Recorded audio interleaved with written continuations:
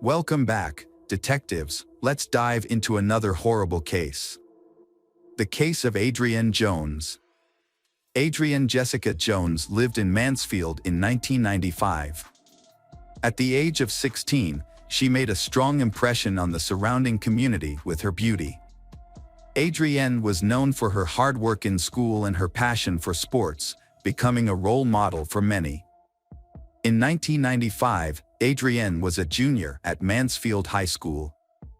From the moment she started studying there, she quickly became a beloved figure. Her friends and teachers admired her kindness, intelligence, and positive spirit. Adrienne was an excellent and ambitious student. She took advanced classes and spent a lot of time studying every day. Her efforts were rewarded with high grades. After graduating from high school, Adrienne planned to become a veterinarian. In addition to her studies, Adrienne is also a talented athlete. She was a member of the women's soccer team and showed impressive skills. However, after an injury, she switched to the women's cross-country team. This shows Adrienne's perseverance and adaptability in both her studies and her sports. The decision to join the cross-country team helped Adrienne maintain an active lifestyle and improve her fitness. She accepted this new challenge and worked hard to improve her fitness. With her determination and dedication, Adrienne quickly became an important member of the team. In addition to her studies and sports activities, Adrienne also worked 20 hours a week at the fast food restaurant Golden Fried Chicken. She loved the attention, especially from teenage boys in Mansfield. A close friend described her as a flirt. Adrienne spent about 2 hours a day carefully applying makeup, always wanting to look perfect. Adrienne was a normal, well-behaved teenager who still tested her parents' boundaries. She had 2 younger brothers and was well protected by her parents. Due to the high crime rate in Mansfield, her parents imposed a curfew after 9 p.m. on weekends to ensure her safety. When Adrienne wanted to go out, such as to an amusement park or the movies, she had to notify her parents and show them her ticket as proof. To prevent her from sneaking out, her father even nailed her bedroom window shut. Although it was not frequent, there were a few times when Adrienne sneaked out in the middle of the night to meet up with friends. On Sunday, December 3, 1995, Adrienne was allowed by her parents to stay up late to talk on the phone with her boyfriend, Tracy Smith. Tracy was away on a family trip for the weekend, but Adrienne was desperate to get in touch with him. While they were talking, another call came in. Adrienne's mother heard her daughter was calling Tracy. When her mother asked who was calling, Adrienne said it was David, her cross-country teammate. Adrienne said David seemed upset about something. The next morning, Adrienne's family woke up as usual to get ready for work. When Adrienne's alarm clock continued to ring in her room, her mother began to worry. She went to check on her and found that Adrienne was disappeared. Her bed was made as if no one had slept in it the night before. Adrienne's mother tried to stay calm when she realized that her 16-year-old daughter was missing. At first, she thought Adrienne might have gone for a morning jog, but she quickly dismissed the idea when she saw that her daughter's running shoes were still in her room. Although Adrienne sometimes snuck out in the middle of the night to meet friends, she had never stayed out all night like this. Concerned for their daughter's safety, Adrienne's parents called the police. However, they had no idea that miles away, a man had just made a horrifying discovery on his farm. At approximately 7 a.m., on Seton Road in Grand Prairie, Texas, about 10 miles from Mansfield, a man discovered something unusual while going to get his mail. He noticed that the gate to his home had been knocked down. Curious, he decided to check and witnessed a horrifying scene. At first, he thought it was the carcass of a dead animal on the road, but as he got closer, he realized it was something much more horrifying. A man discovered the body of a young woman and quickly called the police. When police arrived at the scene, they witnessed a horrifying scene. The young woman had been shot twice, with obvious wounds to her left cheek and forehead. It was clearly a targeted murder. In addition, police discovered the young woman with a severe head injury, along with numerous scratches and bruises on her arms and legs. These injuries may have been caused by her running over the barbed wire fence in front of the farm in a desperate attempt to escape. Police found the teen wearing pajamas, as if she was getting ready for bed before she was murdered. They suspected that the case may be gang-related or drug-related, given the execution-style nature of the murder. After finding the body, Grand Prairie Police quickly sent out a notification to agencies in the area. The notification included basic information about the victim, such as age, height, weight, and other identifying characteristics. The goal was to share information and increase awareness, in the hopes of finding a connection between the victim and missing persons cases reported to other agencies. Mansfield police quickly identified the teen murdered in Grand Prairie as Adrienne. They contacted Grand Prairie Police to coordinate the investigation. The next step was to break the sad news to Adrienne's family. Upon hearing the news of her daughter's murder, Adrienne's mother was devastated. Since Mansfield is a small town, news of Adrienne's death quickly spread to Mansfield High School, where she attended. Adrienne's classmates and friends were devastated by the news. Many theories were put forward about the cause of her death, the most common of which was drug use. Some people were also concerned about the possibility of a serial killer on the loose in the community. Her mother reported a phone call between Adrienne and her boyfriend Tracy, and another teenager named David had called at the same time. According to her mother, one of Adrienne's younger brothers heard the sound of a car engine outside the house sometime after midnight. When he looked out, he saw a pickup truck driving away. Police was trying to identify David, who had been in contact with Adrienne on the night of her murder. To gather more information, they approached Adrienne's cross-country coach. The coach said that there was a member of the team named David Graham. However, the coach was surprised to hear that David had called Adrienne, as there had been no previous indication that the two had a relationship. David Graham was a typical American teenager. At the age of 7, after seeing an air show, David decided to become an Air Force pilot and told his father about his dream. Since then, he has worked hard to make his dream come true. At Mansfield High School, David was a popular and well-liked student. He had a natural charm and was always cheerful. Although many girls were interested in him, it was Diane Michelle Zamora, a senior, who pursued David. Diane stood out from the crowd because she shared David's desire to join the military and was actively pursuing her goal.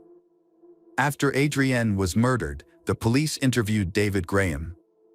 David admitted to knowing Adrienne since they were both on the cross-country team, but insisted that they were just casual friends. The police asked David if he had been in contact with Adrienne the night she was murdered. David denied it completely, saying that he had been home studying with his girlfriend Diane Zamora that night.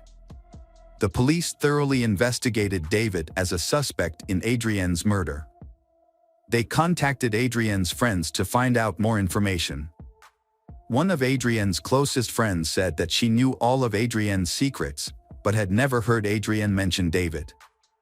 Furthermore, when the police checked Adrienne's phone contacts, they did not find David's phone number. This discovery further confirmed that David had nothing to do with Adrienne's murder. So the police eliminated David from the list of suspects. They turned their attention to Tracy Smith, Adrienne's boyfriend. However, the police quickly established that Tracy had a solid alibi. On the night of the murder, he was out of town with his family. In addition, Tracy voluntarily took and passed a lie detector test. This evidence further proved Tracy's innocence in the case. During his interview with the police, Tracy Smith provided important information about Adrienne's murder. He said that on the night of the murder, while talking to Adrienne on the phone, she had told him that someone named Brian had called. Based on this statement, the police investigated and identified Brian as a local teenager whose full name was Brian McMillan. The police believed that Brian might be involved in the case and needed to be further investigated. During the investigation, the police discovered important information about Brian McMillan. They learned that Brian had worked at a pharmacy near the restaurant where Adrienne worked. Brian had developed a crush on Adrienne and frequently visited the restaurant to peek at her. However, Adrienne felt uncomfortable with his constant presence. When the police interviewed Brian about Adrienne's murder, he initially denied any involvement with her. However, Brian later admitted that he knew Adrienne. The police questioned Brian about Adrienne's murder. Brian did not remember talking to Adrienne on the night of her murder.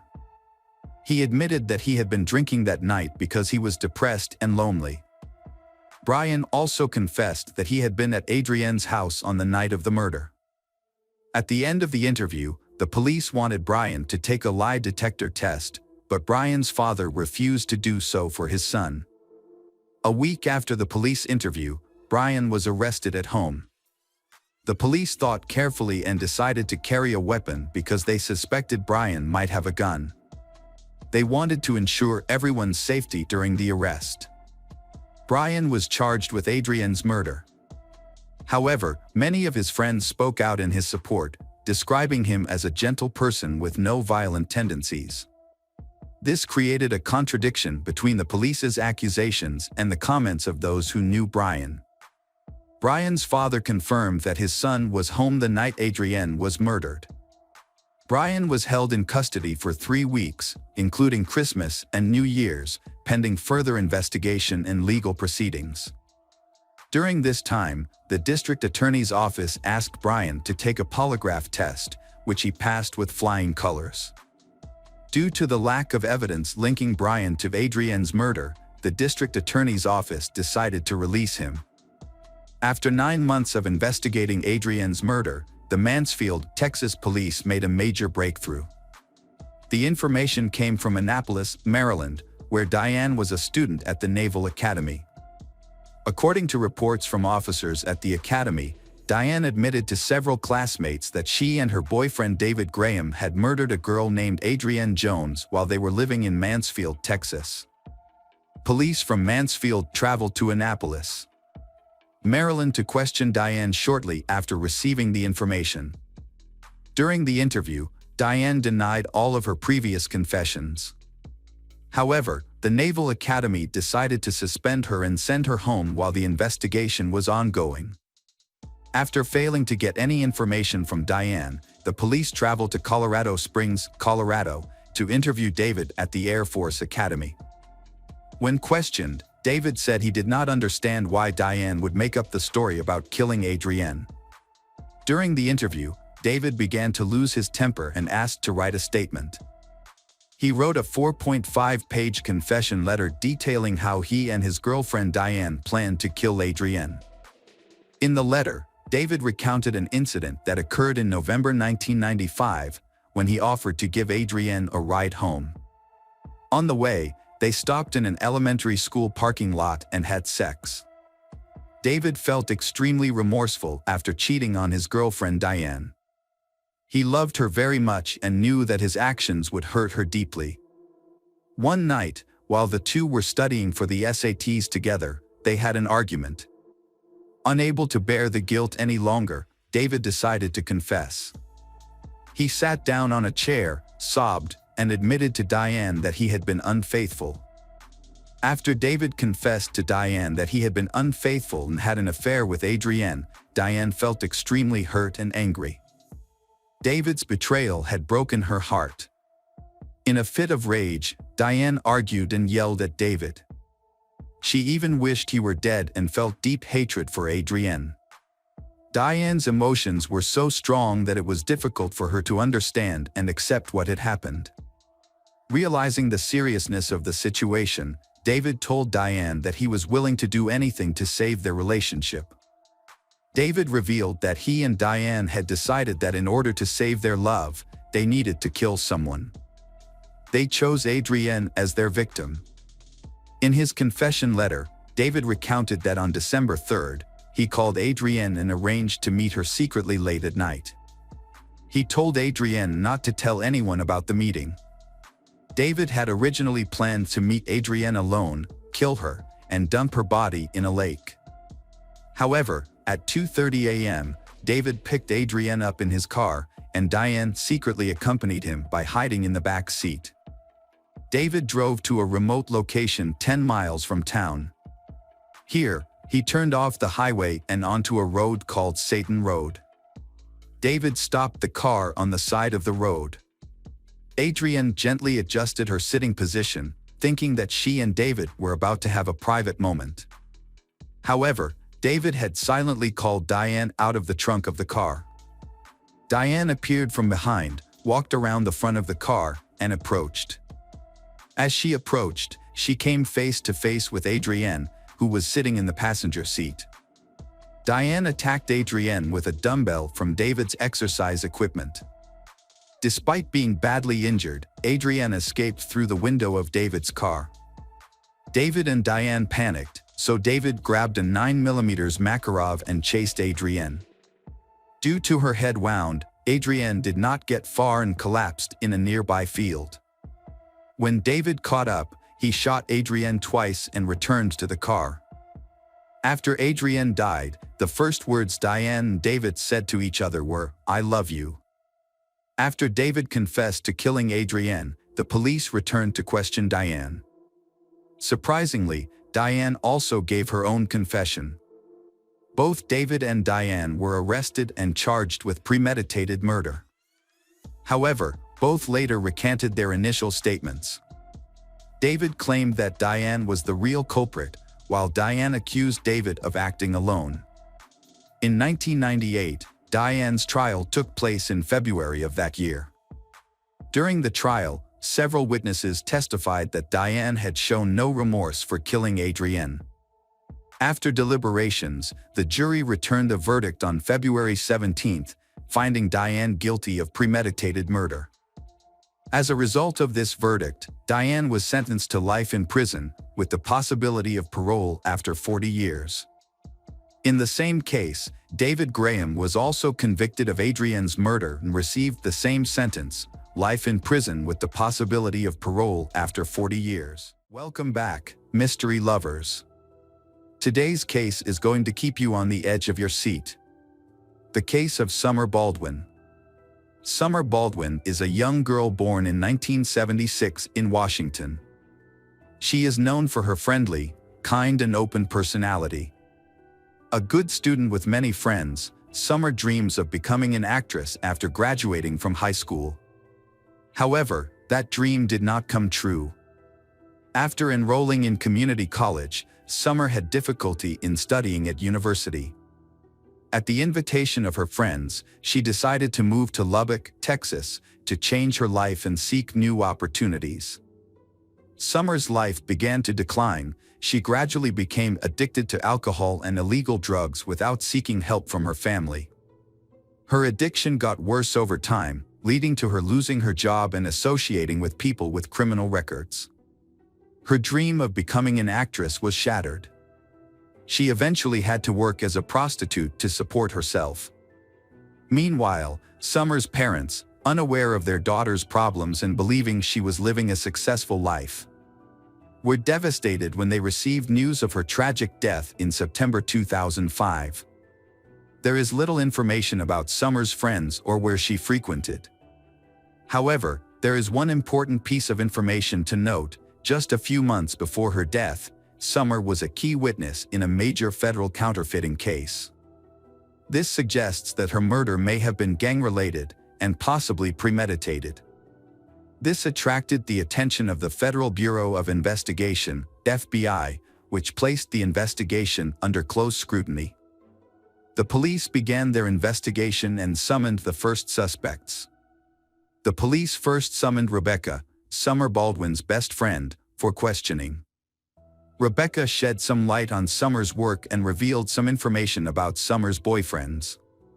One of them was aggressive when he tried to hold her hand, and kept following her even after they broke up, so that man became the main suspect in the case. However, the police arrested this man and brought him to the police station. But he completely denied his involvement in the case. He seemed genuinely surprised and saddened by the news of Summer's death. Moreover, he had a solid alibi for the night before the tragedy. He had been involved in a bar fight because he was drunk and had to spend the night in a cell with another prisoner. Therefore, the police had to release him. Marguerite, another friend of Summer's, provided vital information to the investigation. She met Summer the night before the murder and they had a conversation. They met on September 11th in the parking lot of a convenience store. A red van pulled up to the store, and a young man of Latino appearance got out of the van and entered the store. At that point, Summer got out of the passenger seat and greeted Marguerite. She told Marguerite that the man was a customer of hers, and that it was the second time she had seen him recently. After the man exited the store, he got into the driver's seat, and Summer got back into the van. Marguerite did not remember which direction the van went, nor where the couple was headed for their date. She also said she had never seen the man before and assumed he was not local. The man had very short hair, like a soldier, but Marguerite couldn't see him clearly because it was dark. Police later discovered a suitcase that was covered in trash and feces, but the contents were intact and new. The label and plastic attachments were still intact, indicating that the person who purchased the suitcase had not removed it. Police investigated and discovered that the suitcase was a large model and was only sold at 2 stores in the city. Police determined that a pair of identical suitcases had been sold the day before the murder at a Walmart store in the area of the city where Summer was last seen. The suitcases were purchased at 2 different times, the first in the afternoon and the second around 2 a.m. This discrepancy in purchase times struck police as odd and suspicious. Police went to the store and requested to review surveillance camera footage. After reviewing the documents, they discovered that the first suitcase had been purchased by an elderly couple. The couple did not arouse suspicion and explained that they had bought it for a vacation. However, the second suitcase was purchased by a young man who appeared to be Latino, had a slim build and very short hair, and looked like a military man. This led the police to suspect that this was the man the witness had mentioned when he saw him with Summer in the supermarket parking lot. This man also bought a pair of disposable gloves. The coincidence was so great that the police believed they had found the right person. This man was very careful to use cash to make payments instead of a card, in order to eliminate any personal traces. However, he did not anticipate that there would be cameras that would detect him. These cameras accurately recorded his license plate number. The police quickly identified the owner of the car as Rosendo Rodriguez, a reservist in the United States Marine Corps. He had been in town for several days with his unit for training. Finding Rodriguez immediately proved difficult, as he had not been at the hotel where his unit was stationed. However, police had his details and discovered that he had withdrawn a large sum of money from an ATM at another hotel, which may have been used to pay for the suitcase and gloves. Rodriguez had not stayed at the hotel where he used the ATM. Instead, a man named Thomas Rodriguez had checked in on September 11th. It turned out to be the same man, but using a different name for reasons unknown. The hotel room Rodriguez had rented, from which he had checked out, had not been cleaned, yielding crucial evidence. There were brown stains and splatters on the carpet, bed, and walls that looked like dried blood. A card from a new suitcase was found near the bed, and a trash bin contained used birth control pills and disposable gloves. Forensic analysis confirmed that the dried blood in the room belonged to Summer, and the DNA on the birth control pills and gloves matched both Summer and Rodriguez. There was no doubt that they had found the killer, but Rodriguez had left town by then. However, with all the information they needed, tracking him down was easy. Rosendo Rodriguez III was born on March 26, 1980, in Wichita Falls, Texas, to a poor Mexican immigrant family. Reports indicate that he experienced violence and harsh treatment as a child. His father, described as domineering and aggressive, struggled with alcoholism and was often abusive to his wife and children. Throughout his childhood, Rodriguez showed an aggressive nature, often getting into fights at school. However, as he grew older, he learned to control his anger. After graduating from high school, he attended Texas Tech University and moved away from his parents, living on his own.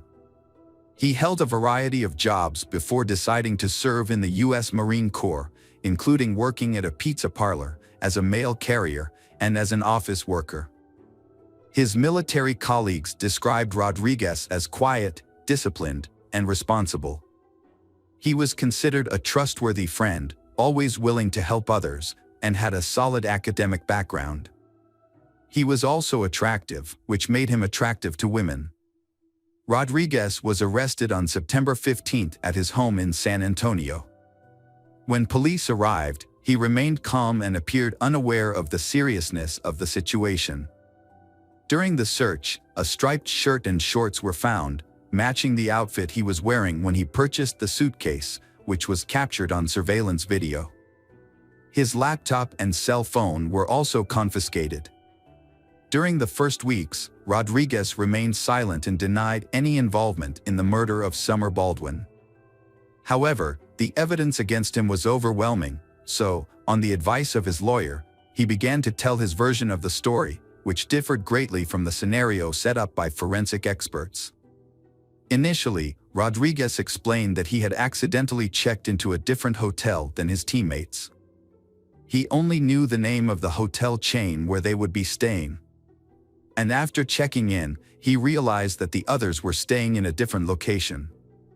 He decided not to move because the military leadership said it was unnecessary. However, he did not explain why he checked into a room under a different name. On the morning of September 10th, Rodriguez rented a van to make it easier to move. That evening, while walking around the city, he said he ran into Summer Baldwin. According to his account, he saw a blonde woman sitting on a bench by the side of the road, covering her face with her hands as if she were crying. Curious and concerned, he stopped to check if she was okay and needed help. They began chatting, she calmed down, and then they went to his hotel room, where they talked and had a few drinks. In his testimony, they were not intimate. The next morning, Rodriguez drove her home, but they agreed to meet in the evening. He picked her up at the same location around 9 p.m. and went to a supermarket where Summer met her friend Marjorie.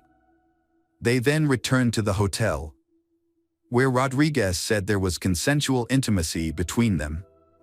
However, Rodriguez later said that Summer became aggressive and demanded money, which surprised him because he did not realize he was seeing a prostitute. And Summer's demand for money made him feel threatened. He disarmed her and punched her in the face, causing her nose to bleed. Rodriguez claimed that he had no intention of harming Summer and that his actions were in self-defense. However, just a few minutes later, Summer collapsed on the bed, convulsing and foaming at the mouth. Rodriguez said that he tried to help her, but was unable to perform CPR due to the blood and foam on her face. After a minute, Summer stopped breathing and Rodriguez realized that she was dead. He became panicked and took several actions to cover up the incident. Rodriguez went to a nearby store, bought a suitcase and gloves, then returned to the hotel, put Summer's body in the suitcase and threw it in the trash. He knew that the suitcase would be taken to the landfill the next morning.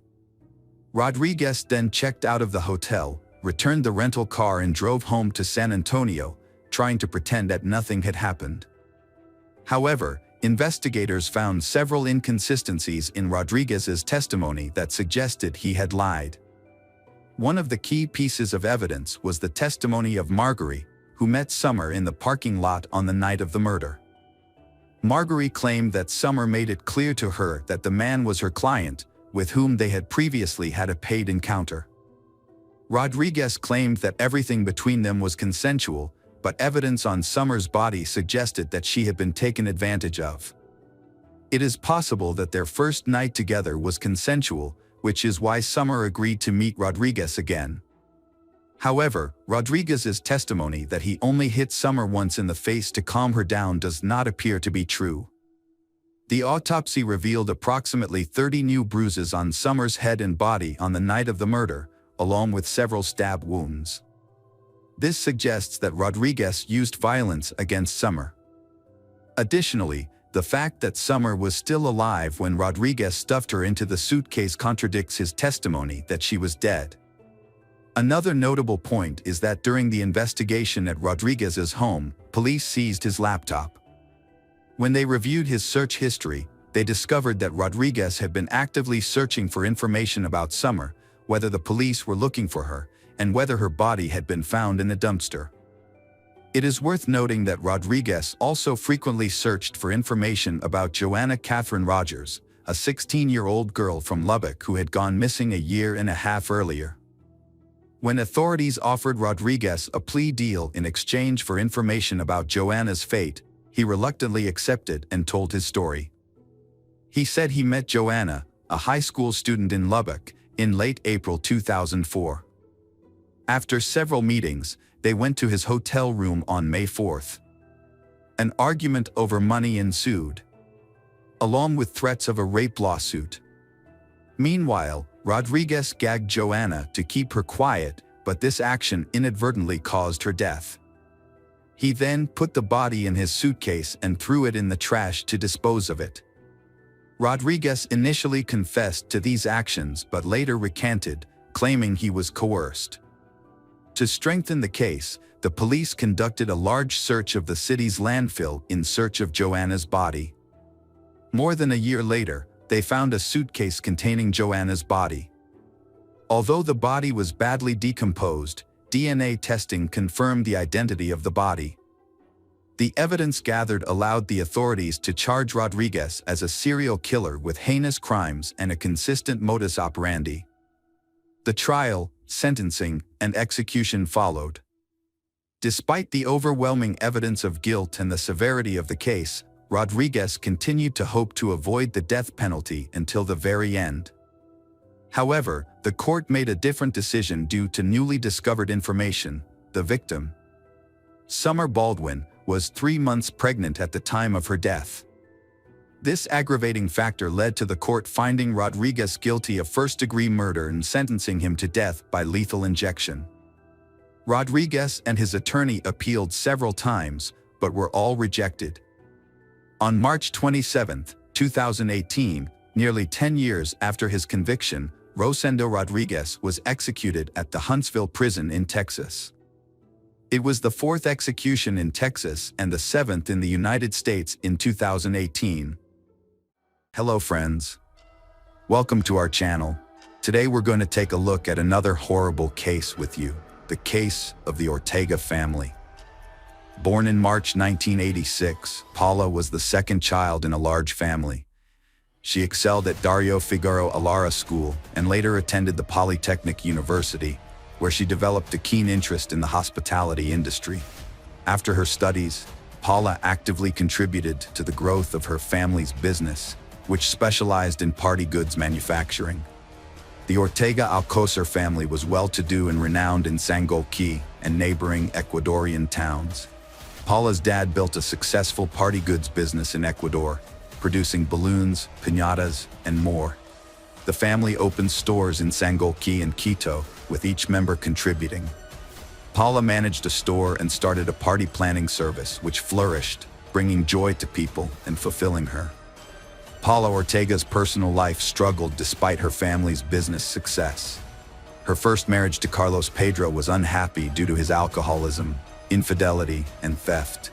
After their daughter's birth, Carlos's behavior worsened, leading Paula to end the marriage. With family support and her passion for work, Paula regained a sense of normalcy and hope. A decade after her previous experiences, Paula met Christian Diego, a tall, dark-haired, and handsome man who was 4 years her junior.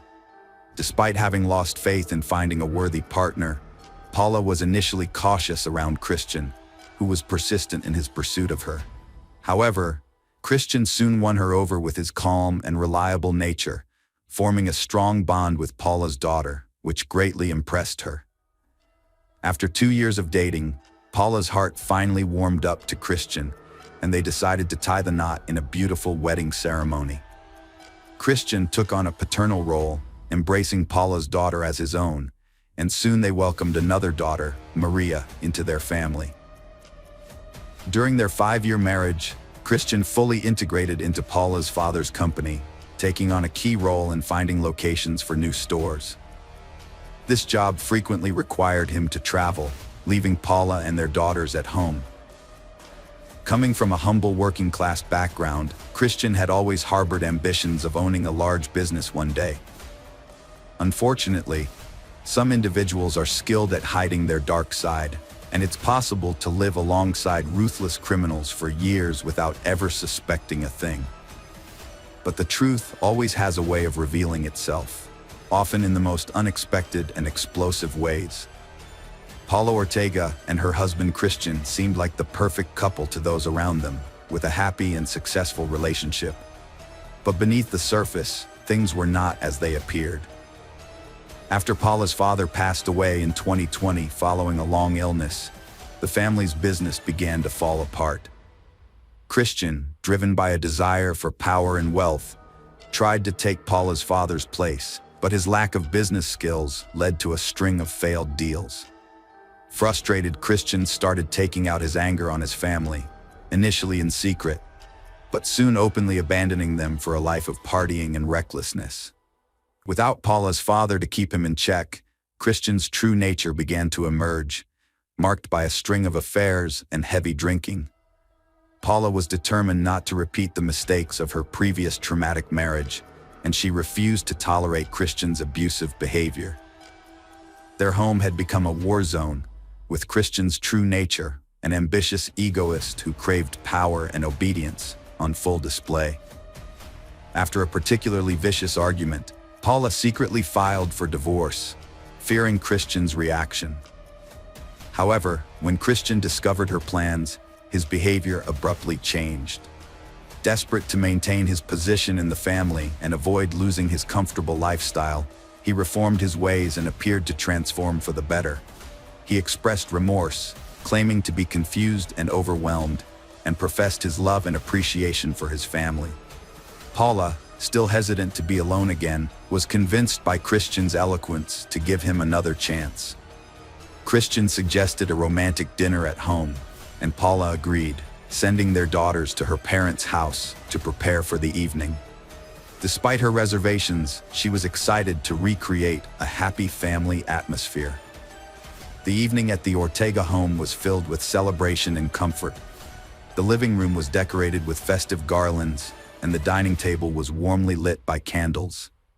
Christian poured a bottle of dry white wine while Paula served a hot meal. The night seemed to be a genuine step towards reconciliation, until Christian suddenly made a shocking proposal that disrupted the peaceful atmosphere. Christian confessed to his wife a costly mistake in his bid to take over the family business, causing significant losses. The company now needed a new investor, which would mean giving up part of the firm. Paula refused to consider it, wanting her father's business to stay in the family. Despite his efforts, she wouldn't budge, leaving Christian frustrated and their relationship strained. On January 2, 2023, Paula took her daughter to the playroom before preparing for work at her shop.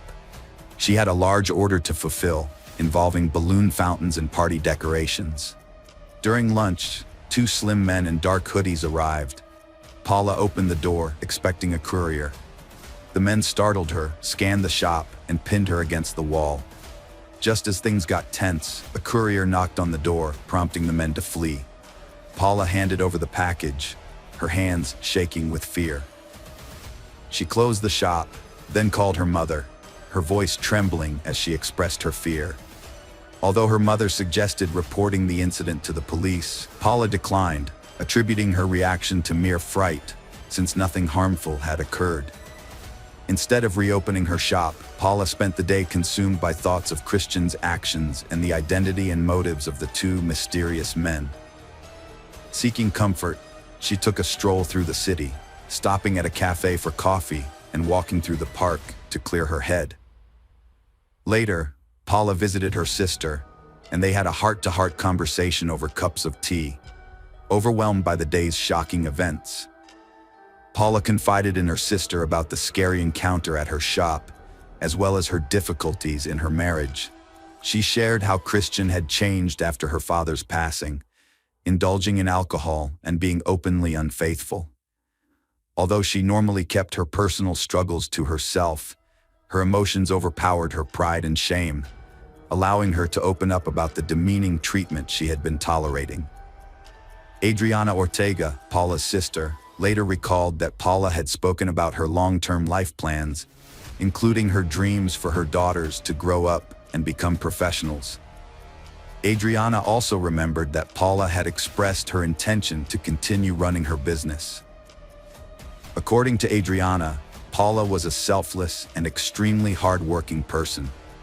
After her emotional talk with her sister, Paula headed home. However, Christian called her, saying he was picking up their daughter from the playroom and would stop by the shop to pick Paula up as well. Their conversation was brief, with kids' voices in the background. Paula didn't get a chance to tell Christian about the scary incident at her shop, especially since she suspected he might be involved. Reluctantly, Paula went back to work, putting her family's needs before her own. Christian arrived alone, explaining that their daughter had wanted to go home, and he couldn't resist her. He told Paula that the kids were at home, eagerly waiting for hamburgers, a modern family tradition. Instead of going to the nearest fast food joint, Christian took Paula to the Courtyard restaurant at a nearby shopping center. He parked the car by a secluded wall, locked it securely, and left Paula inside to collect their order. Relaxing in the passenger seat after a long and tiring day, Paula closed her eyes, unaware of the danger that was approaching. Shortly after, she recognized two familiar figures standing near the car, talking loudly and circling the vehicle. She realized they were the same unexpected visitors who had come to her shop earlier. Paula tried to remain calm, trusting that the car was secure and that Christian would return soon. But suddenly, the car's lights flashed, and the door locks disengaged. Panicked, Paula scrambled to the back seat, hiding between the seats and covering her head with her arms, but she was trapped with no way to escape. One intruder casually got into the driver's seat, while the other joined him in the back, pinning Paula down even more. She felt something warm trickling down her arm before everything went dark.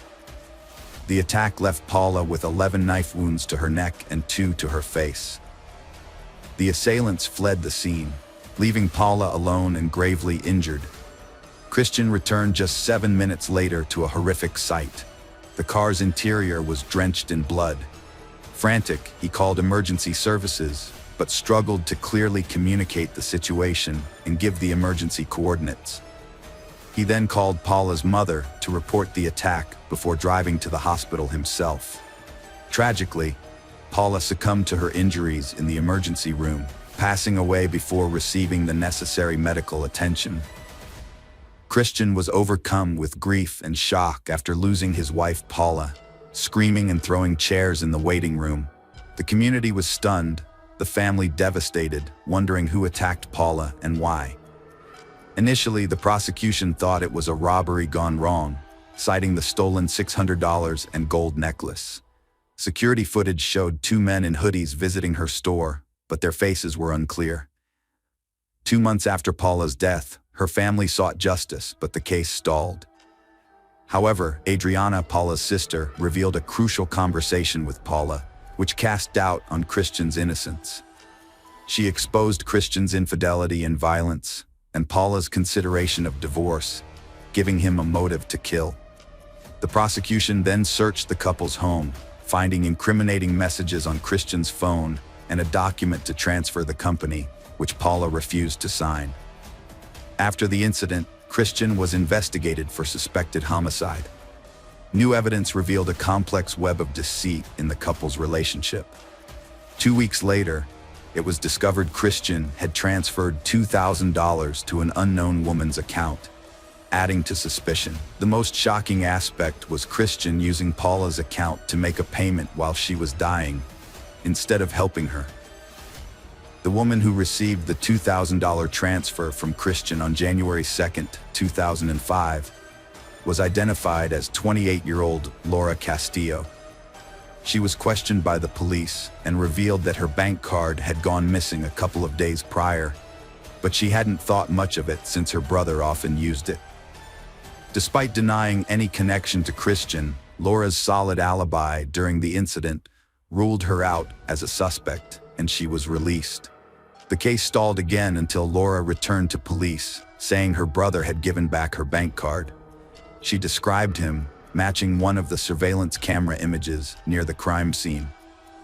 One attacker had forgotten his hood, revealing Byron and Morton Castillo, repeat offenders with a long criminal record. They were arrested, leaving the question, what linked these criminals to respected family man Christian? Paula Ortega was a victim of a carjacking at a gas station on December 8, 2022. One man distracted her while his accomplice stole her car. Fortunately, her daughters weren't in the car. Surveillance footage identified the Castillo brothers, who targeted her before. Ironically, Paula had met them earlier that day. Christian's claim that thieves contacted him raised doubts about his innocence. He met them, recovering Paula's belongings, including her wallet. Experienced investigators were puzzled by Christian's boldness. Surveillance cameras identified the carjackers. Christian, under suspicion, created a new defense, claiming the brothers were extorting him. Police questioned suspects separately, telling them one had confessed. Martin Castillo buckled, admitting Christian paid him $2,000 to kill his wife, promising another $2,000 after. In a reenactment, Martin demonstrated how he inflicted 11 fatal stab wounds. He then calmly revealed the details of the arrangement. Martin also revealed that the theft of Paula's car and the attack on her shop were part of Christian's plan to put pressure on her. As it turned out, Paula lived a few hours longer than Christian had intended, on November 29, 2023. All three suspects appeared in court, where the prosecution presented a clear picture of the events surrounding the murder, pieced together from various sources. Forensic analysis of surveillance camera footage and audio recordings from the area where Christian had parked his car revealed a chilling and disturbing narrative. In a disturbing surveillance video, Christian Diego is seen getting out of his car and walking towards a shopping center elevator. Shortly after, he remotely unlocks his car from about half a block away, allowing two attackers to get in and assault Paula. The prosecutor's report highlights Christian's suspicious behavior after the attack, including repeatedly looking back, approaching the car, stopping, returning, pacing back and forth, and making phone calls. Remarkably, when he finds his wife bleeding heavily, he shows no shock or urgency to help her, instead driving her to a hospital that is far away. Christian's actions, meticulously recreated from surveillance footage, especially in the first 4 minutes after Paula's attack, are revealed to be cold and calculated as she remains alive but bleeding in the car. Standing nearby, Christian ruthlessly transfers money to his accomplices for their role in the assault. Paula's family lawyers are urging the court to consider these videos as factors that make the crime even more serious. The reconstructed sequence of events presented in court proves that the crime was planned in advance. Around 1:30 p.m., two individuals arrived at Paula's store, which happened to be near Christian's location. This suggests that the crime may have been planned to take place during the lunchtime closure when Paula was alone. However, prosecutor Marlon Calderon pointed out inconsistencies in the story, questioning how the assailants knew the couple would be at the store if they weren't following them, yet still managed to arrive on time to commit the crime. Christian's suspicious behavior, including not fully raising the car window, unlocking the doors near the store, pacing back and forth before helping his wife, making phone calls, and not seeking immediate medical attention at a nearby clinic, are key pieces of evidence that implicate him in orchestrating the murder. The trial of Christian and Paula Ortega exposed the dark truth of femicide, the intentional murder of women due to their gender. Despite Paula's professional success, Christian's youthful energy fueled his abuse and contempt towards her. Trapped in her own making, Paula enabled Christian's control until his sinister plot culminated in her tragic death. More than 10 witnesses, including neighbors, friends, and acquaintances, provided testimonies that, along with a thorough examination of internal and external family communications, revealed Christian's real intentions and goals. Without having the legal right to sign documents, Christian tried to force Paula to transfer her company shares to him. However, he failed. Although Christian did not physically harm Paula, he subjected her to severe psychological abuse, which he cleverly disguised as a perfect family life, as stated in the Prosecutor General's report. Video evidence led to Christian being placed in preventive isolation for being the mastermind behind the crimes. This measure is not the same as being arrested, but rather a strategy to neutralize a threat to society. After this action, Christian planned to flee the country. In the high-profile case against Christian Diego, who was accused of planning his wife's death, his defense team worked hard to portray him as a victim.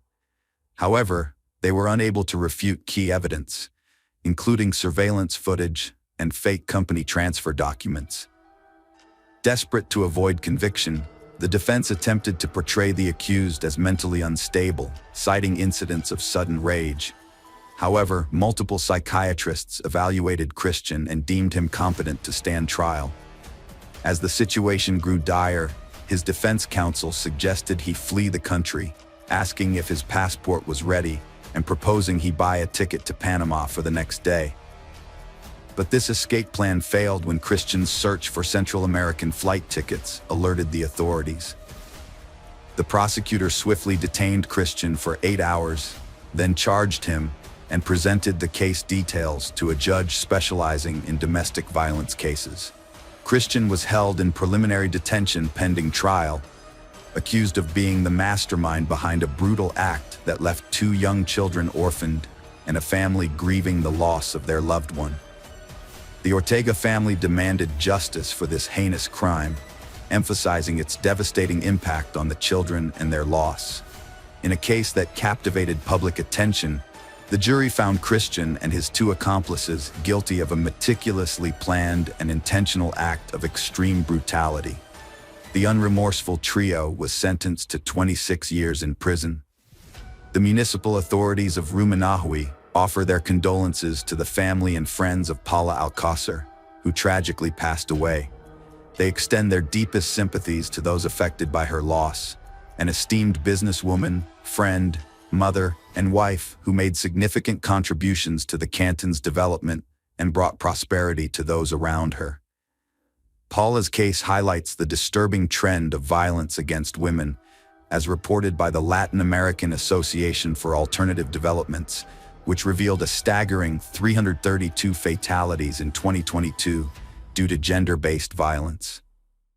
Hello friends, welcome to our channel. Today we're going to take a look at another horrible case with you. The case of Valeria Vivano. Valeria Fernandez Vivano was born on May 29, 1996 in Laguna, a small commune near Santiago, Chile's capital city. She was the youngest of 3 children born to Miguel and Jacqueline Vivano. Valeria grew up with her older biological siblings, Michelangelo and Daniela. Her father worked for a transportation company, while her mother was a dedicated homemaker who focused on raising their children and creating a warm home environment. When Valeria started school, her parents decided to separate, which was a huge shock to her.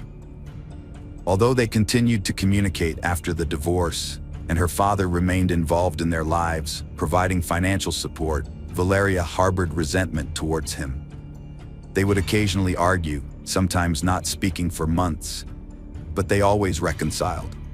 After the divorce, Miguel Vivano remarried and had 2 more children, becoming Valeria's half-siblings. Despite this, Valeria, Daniela, and Michelangelo maintained warm relationships with them. Jacqueline, on the other hand, never remarried, focusing on raising her children and later caring for her grandchildren from her older children. Valeria showed a strong-willed character, determination, and perseverance from a young age. She excelled academically, participated in sports, and demonstrated courage and a strong sense of justice, often putting others' needs before her own. Valeria's desire to help those around her, protect the vulnerable, and fight for justice likely inspired her to pursue a career in law enforcement. After graduating from high school, Valeria enrolled in the police academy in Santiago, where she graduated with honors in 2016 at the age of 20. The following year, she joined the Chilean police force and began working in the capital's serious crimes unit. From the start of her career, Valeria demonstrated herself to be a dedicated and passionate law enforcement officer, driven by a strong sense of justice. She was deeply committed to her job, performing her duties with diligence and always ready to respond to any situation at a moment's notice. Whether it meant leaving in the middle of the night to investigate a crime scene, pursuing suspects at personal risk, or providing emotional support to those who had lost loved ones, Valeria was always willing to go the extra mile.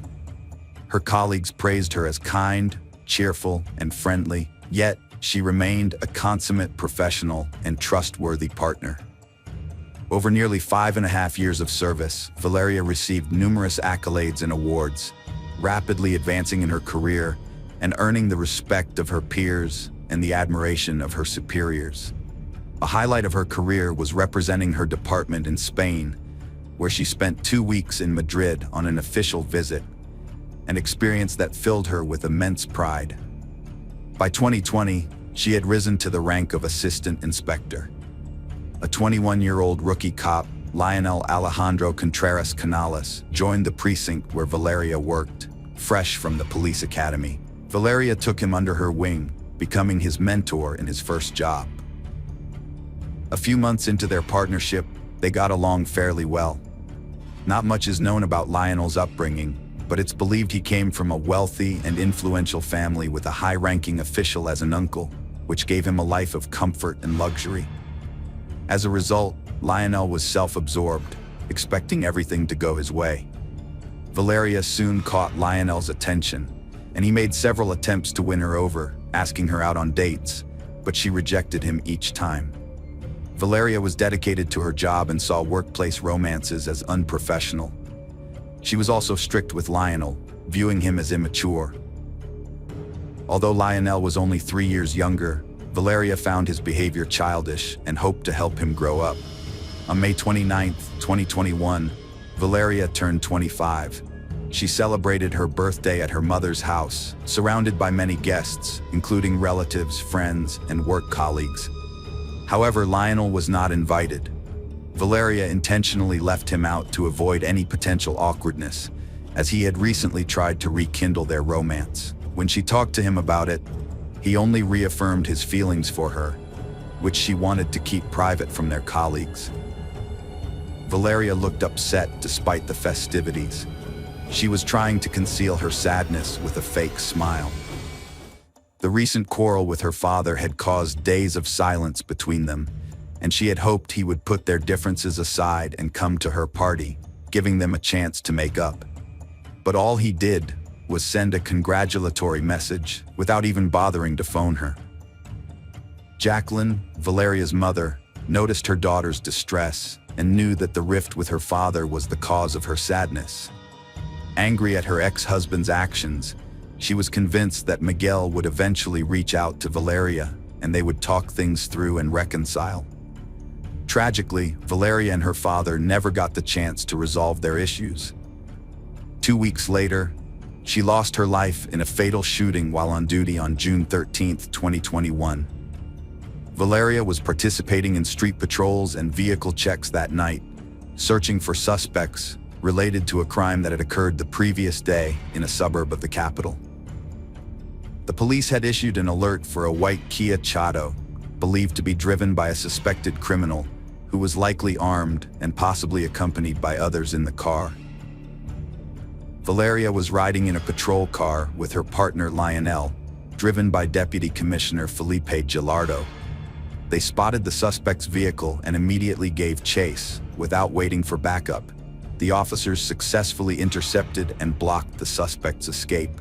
Canales and Vivano jumped out of their vehicle, guns drawn, and yelled for the offenders to surrender and exit their car with their hands raised. Just then, a single shot rang out, and in the ensuing chaos, Valeria clutched her side and fell to the asphalt beside the police car. Reinforcements arrived simultaneously, and her colleagues heard the shot and saw that she was wounded, but they couldn't fully comprehend what had happened or who had fired. The criminals took advantage of the momentary confusion, sped away, and escaped the scene. Despite the swift arrival of medics and her colleagues' efforts to stop the bleeding, Valeria's life couldn't be saved. She was rushed to the nearest hospital, where top specialists fought to save her life for several hours. Unfortunately, due to severe blood loss and damage to vital organs, Valeria passed away on the operating table, never regaining consciousness. Valeria's family rushed to the hospital after hearing the news, but they were too late. Miguel, her dad, was overwhelmed with grief and regret, haunted by their recent petty argument. His guilt was so intense, it put his own health at risk. Valeria died in the line of duty during an operation to catch dangerous criminals, hailed as a hero for giving her life to ensure others' peace and safety. Local media extensively covered the story, praising her courage and selflessness. The public was shocked and captivated by the arrests, and soon the suspects were identified as 19-year-old Miguel Alejandro Cupin and his 17-year-old accomplice, whose name was not released due to his age. Both had previous convictions for minor crimes. In response to the arrests, Chile's president, Miguel Juan Sebastián Pinera, issued an official statement promising that those responsible would face the full extent of the law. As the investigation progressed, some facts didn't add up. Valeria's body was returned to her family after the autopsy and buried in a capital city cemetery, with hundreds attending the funeral. Her parents described the experience as a terrible nightmare. Notably, among those who carried Valeria's coffin was her colleague Lionel, who seemed more grief-stricken than anyone else.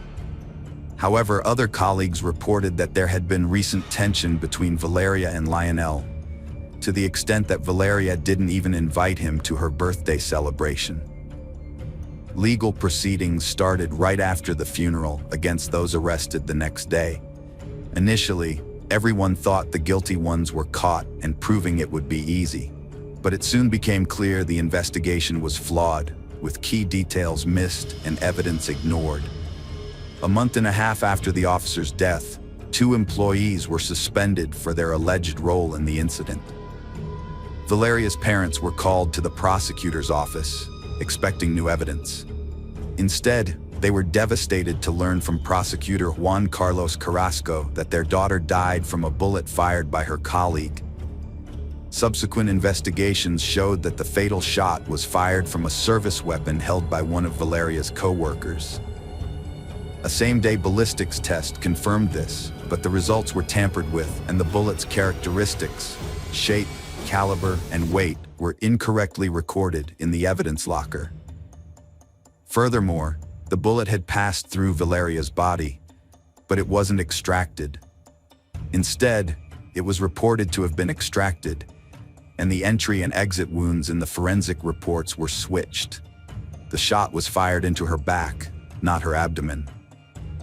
Furthermore, the detainees who were on trial, claiming to have confessed to their involvement and were on the verge of imprisonment, began filing complaints.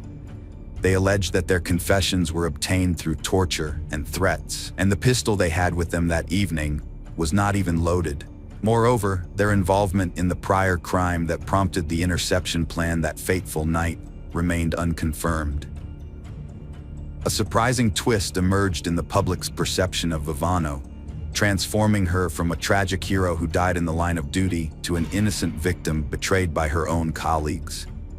As a result, the main suspect shifted to Felipe Gilardo Ara, who was driving the police car, and Lionel Alejandro Contas Canales, Vivano's partner, who was seated in the back. Both were immediately suspended from duty. On August 5th, it was discovered that the fatal bullet came from a police-issued weapon. A document surfaced showing examination results that implicated Lionel as the prime suspect, as he was the only one with gunshot residue on his hands, a crucial finding that had been mysteriously left out of previous reports. Additionally, several other vital documents, including ballistics examination reports and the pathologist's conclusions, were improperly stored in an archive box that had not been thoroughly reviewed. It remains unclear whether this was an accident, an oversight, or a deliberate attempt to conceal crucial evidence. The police officers involved in the operation to catch the criminals surprisingly became suspects in the murder of their fellow officer. Along with the suspects already arrested, they participated in a reenactment of the events of that night to clarify what had happened. In the reenactment, Philippe, who was driving, explained that he could only see Valeria, who was sitting next to him in the front passenger seat, when she got out of the car. Lionel, who was sitting behind them, also exited the vehicle, but Philippe couldn't see what he was doing. According to Philippe, Valeria took just a few steps before a shot was fired, causing her to fall to the ground. At that point, Lionel rushed to help the injured woman and provide first aid to try to save her life. Lionel gave a different account of what happened, saying that he and his partner Valeria got out of the patrol car at almost the same time, but she rushed forward immediately after the shot was fired. He denied shooting his colleague, Valeria, and claimed that Philippe, the driver, should have seen him trying to help Valeria and confirmed this. According to Lionel, he was the first to assist Valeria and tried to stop her bleeding to prevent her from dying. The investigation managed to reconstruct the events, despite inconsistencies in the witnesses' statements. They found that Canales was behind his partner when the shot was fired, which corresponded with the bullet's trajectory. Furthermore, he was the only one with traces of gunshot residue on his hands. Lionel was arrested as prime suspect after secret reports and test results were released, while other detainees were freed on condition they stay local, lacking evidence to implicate them. But the officers' motives remained unclear. The prevailing theory is that a tragic accident occurred when an inexperienced young officer unintentionally fired his weapon while standing behind his partner. In a state of panic, he attempted to assist her. Later, when submitting his service weapon, he falsely claimed not to have fired it. However, the truth eventually came to light, exposing that influential relatives of the young officer exploited their power, wealth, and connections to conceal the incident, leading to fabricated reports, missing documents, contradictory evidence, and coerced testimony from detained individuals. Despite Canales' arrest, suspicions about Philippe's involvement persisted. Philippe was also armed with the same service weapons, was present at the scene, and could have accidentally fired the fatal shot. Additionally, Philippe had a history of using his weapon unjustifiably during an arrest, although no one was harmed on that occasion. The defense team, hired by Lionel's relatives, presented a theory that Philippe might have accidentally shot his colleague due to the identical service weapons, which could have been mixed up or intentionally swapped. Philippe's own testimony was inconsistent, and he claimed he couldn't accurately describe the events that took place. Despite this, the lack of gunpowder residue on the driver's hands suggested his innocence. Philippe's explanation that the residue came from when he was compressing the victim's wound was not believable, given that Valeria's blood stains remained on his hands. The investigation was widely criticized, and the victim's parents were left feeling desperate, leading to public outrage and a loss of trust in law enforcement. Following further investigation, Lionel remained the sole suspect. Lionel was ultimately found guilty of manslaughter and sentenced to 12 years in prison. However, in a surprise move, the Supreme Court later overturned the sentence, reducing his imprisonment to just 540 days. Valeria's family is now planning to sue the Chilean state, accusing the judges of corruption. Hello friends, welcome to our channel. Today we're going to take a look at another horrible case with you, the case of Banaz Mahmoud.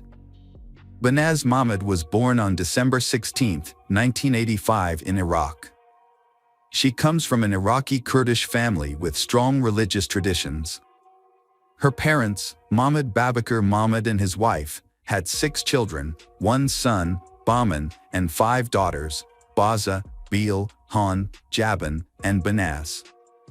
They lived in a rural tribal area in Iraqi Kurdistan, adhering to traditional values, especially regarding women's roles.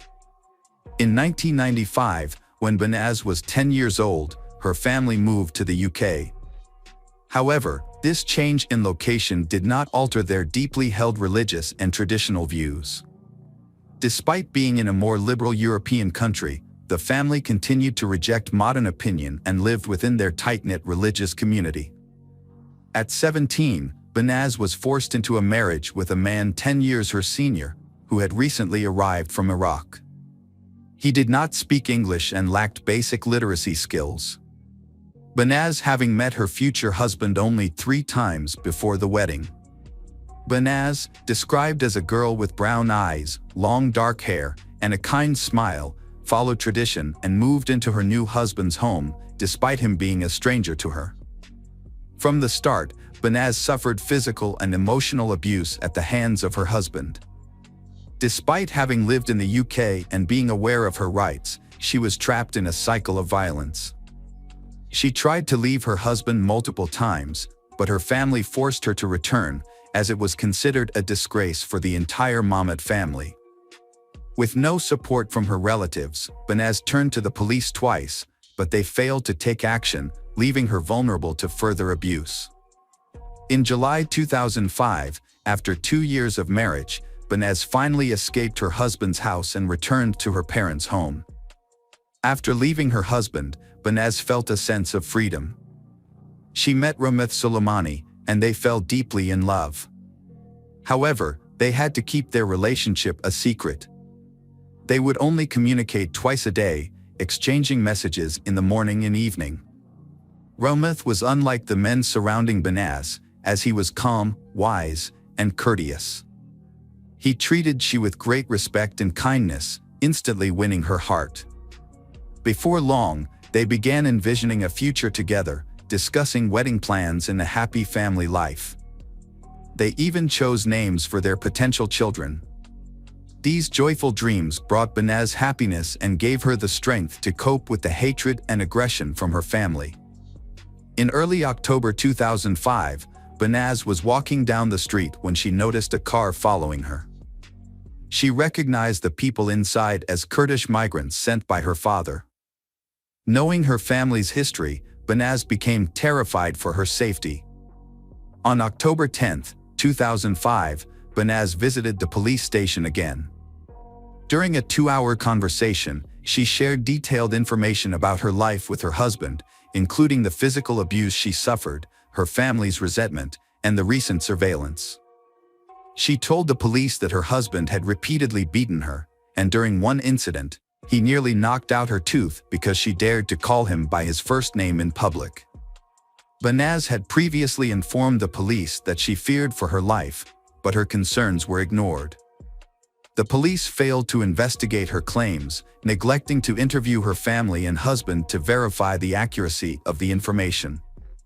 She was told to contact them again if she felt threatened.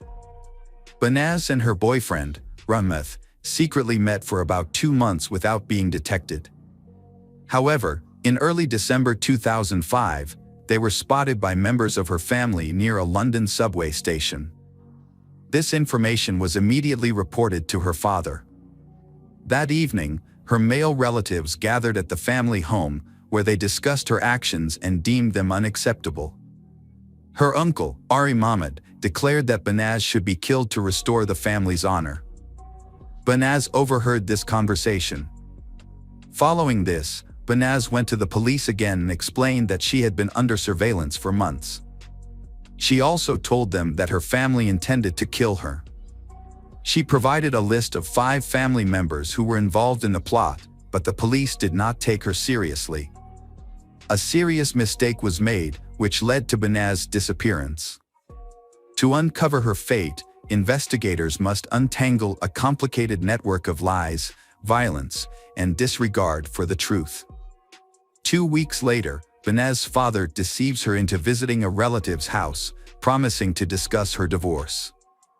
Upon arrival, he forces her to drink brandy and leaves her alone in a room with the TV on. As she turns around, she sees her father putting on rubber gloves and reaching for a rope. Realizing her life is in danger, Banaz rushes to the front door, but it's locked. To escape, she breaks a window, cutting her hands on the shards. Banaz manages to reach a nearby cafe, where she collapses. Paramedics arrive and take her to the hospital, where the police are called.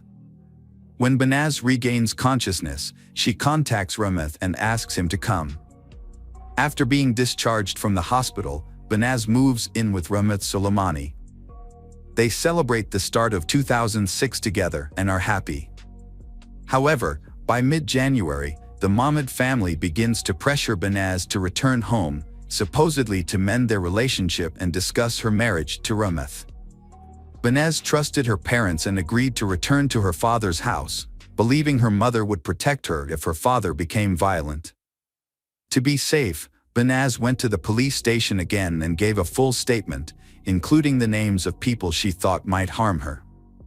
Despite her fears, she returned to her family home. On January 22, 2006, Rameth was attacked by 3 men in the street who tried to force him into a car.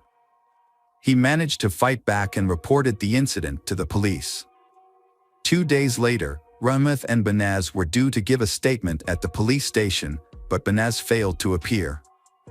Rameth attempted to reach Banaz Mahmoud, but lost contact with her after she vanished upon returning to her family's residence. Rameth, who had been in constant touch with Banaz, grew increasingly worried and filed a missing persons report with the police. After numerous appeals, the police finally took action. The disappearance of Banaz Mahmoud sparked an investigation led by the Homicide and Serious Crime Directorate, with Chief Inspector Caroline Good at the helm. Initially, it was suspected that Banaz was being held captive in a house within the community. To locate her, Inspector Good organized an extensive search of linked to the Mahmoud family. Banaz's father, uncle, and ex-husband were brought in for questioning as suspects. The police also began searching for 3 other men listed by Banaz in December 2005, Omar Hussein, Muhammad Ali, and Mohammed Hama, all of whom were her cousins. However, when the police searched the neighborhood and tried to question her family members, and the family refused to cooperate with the investigation into her disappearance. Police found no photos of Banaz at her family's home, and her family's complete lack of concern shocked officers. Caroline Good then focused on 30 individuals, all of whom were arrested and questioned. During the investigation, over 20 vehicles and 300 cell phones were seized from those involved. Every person questioned attempted to hinder the investigation, providing conflicting accounts of Banaz's whereabouts. Some claimed to have seen her after she went missing, while others, including her mother, refused to cooperate with the police. Some even suggested she was in hiding. Realizing that no one would cooperate voluntarily, Caroline Good obtained permission to bug the cells of those arrested. At that point, Banaz's father, her uncle, and Mohammed Hama remained in police custody. 2 other men under investigation had managed to escape to Iraq. The detectives were horrified when they received the initial wiretap results. Not only did the 3 arrested men show no remorse, but they also took pleasure in recounting the details of Banaz's death. Their conversations revealed that on January 23, the Mahmoud family intentionally left their home, allowing Omar Hussein and Hama to enter. Once inside, they attacked Banaz, subjecting her to a 2-hour ordeal of beatings and violence. As the torture came to an end, Hama wrapped a cord around Banaz's neck and strangled her. When recalling the final moments of Banaz's life, Hama couldn't contain his laughter. However, it was Mohammed Hama's admission of being present when Rameth was threatened that became the turning point in the case. While Hama was being held in a cell awaiting trial, his phone conversations were secretly recorded. Caroline Good listened to these recordings with growing horror as the suspect proudly described the gruesome details of the murder. In the recordings, Halma provided a detailed account of what they did to Banaz. Despite being terrified and vomiting, Banaz remained silent. Halma then wrapped the rope around her neck 3 times, pulling it so tight that it dug into her skin. As he continued to speak with excitement, he placed his feet on her back and pulled and tugged on the rope. Banaz clung to life until her last breath. It took the perpetrators over 30 minutes to kill Banaz. The brutality of the crime was too much for Caroline Good and the detectives, and they couldn't hold back their tears. Banaz's cousin, Dana Amin, 30, was present in the house and helped the perpetrator put Banaz's body in a suitcase. Muhammad Ali then dragged the suitcase out of the house to a waiting car nearby. Halma revealed that a police car drove by, but the officers didn't notice the suitcase, which had hair and an elbow protruding from it. The very people meant to protect Banaz were involved in plotting her murder. They strangled her with a shoelace, stuffed her body into a suitcase, and took it outside of London. Snippets of conversation mentioned a derelict house with a garden in Birmingham. Caroline Good used the information gathered and matched it with the movement data from the arrested suspects' phones to identify the search area. Due to the vastness of the area, the search could have taken a long time. During a conversation with the suspects, one of them suddenly turned to the other and asked if they had put the freezer back where it originally was. This sparked an idea for Caroline Good, now knew what to look for. A police helicopter was deployed to scan the area and spotted a house with a backyard filled with trash, including a white oblong object resembling a freezer that stood out among the black garbage bags. Upon closer inspection of the suspicious house, the officers' suspicions were confirmed. The police officers began digging, but as the hole reached shoulder depth, they were on the verge of giving up, all except Caroline Good. She recalled the words of Mohammed Hama, who had boasted to relatives that he had buried the victim so deep that she would only be found with the help of an informant. Caroline Good convinced the team to extend the search for another day. On the evening of April 28, 2006, their persistence paid off, and the suitcase was finally found.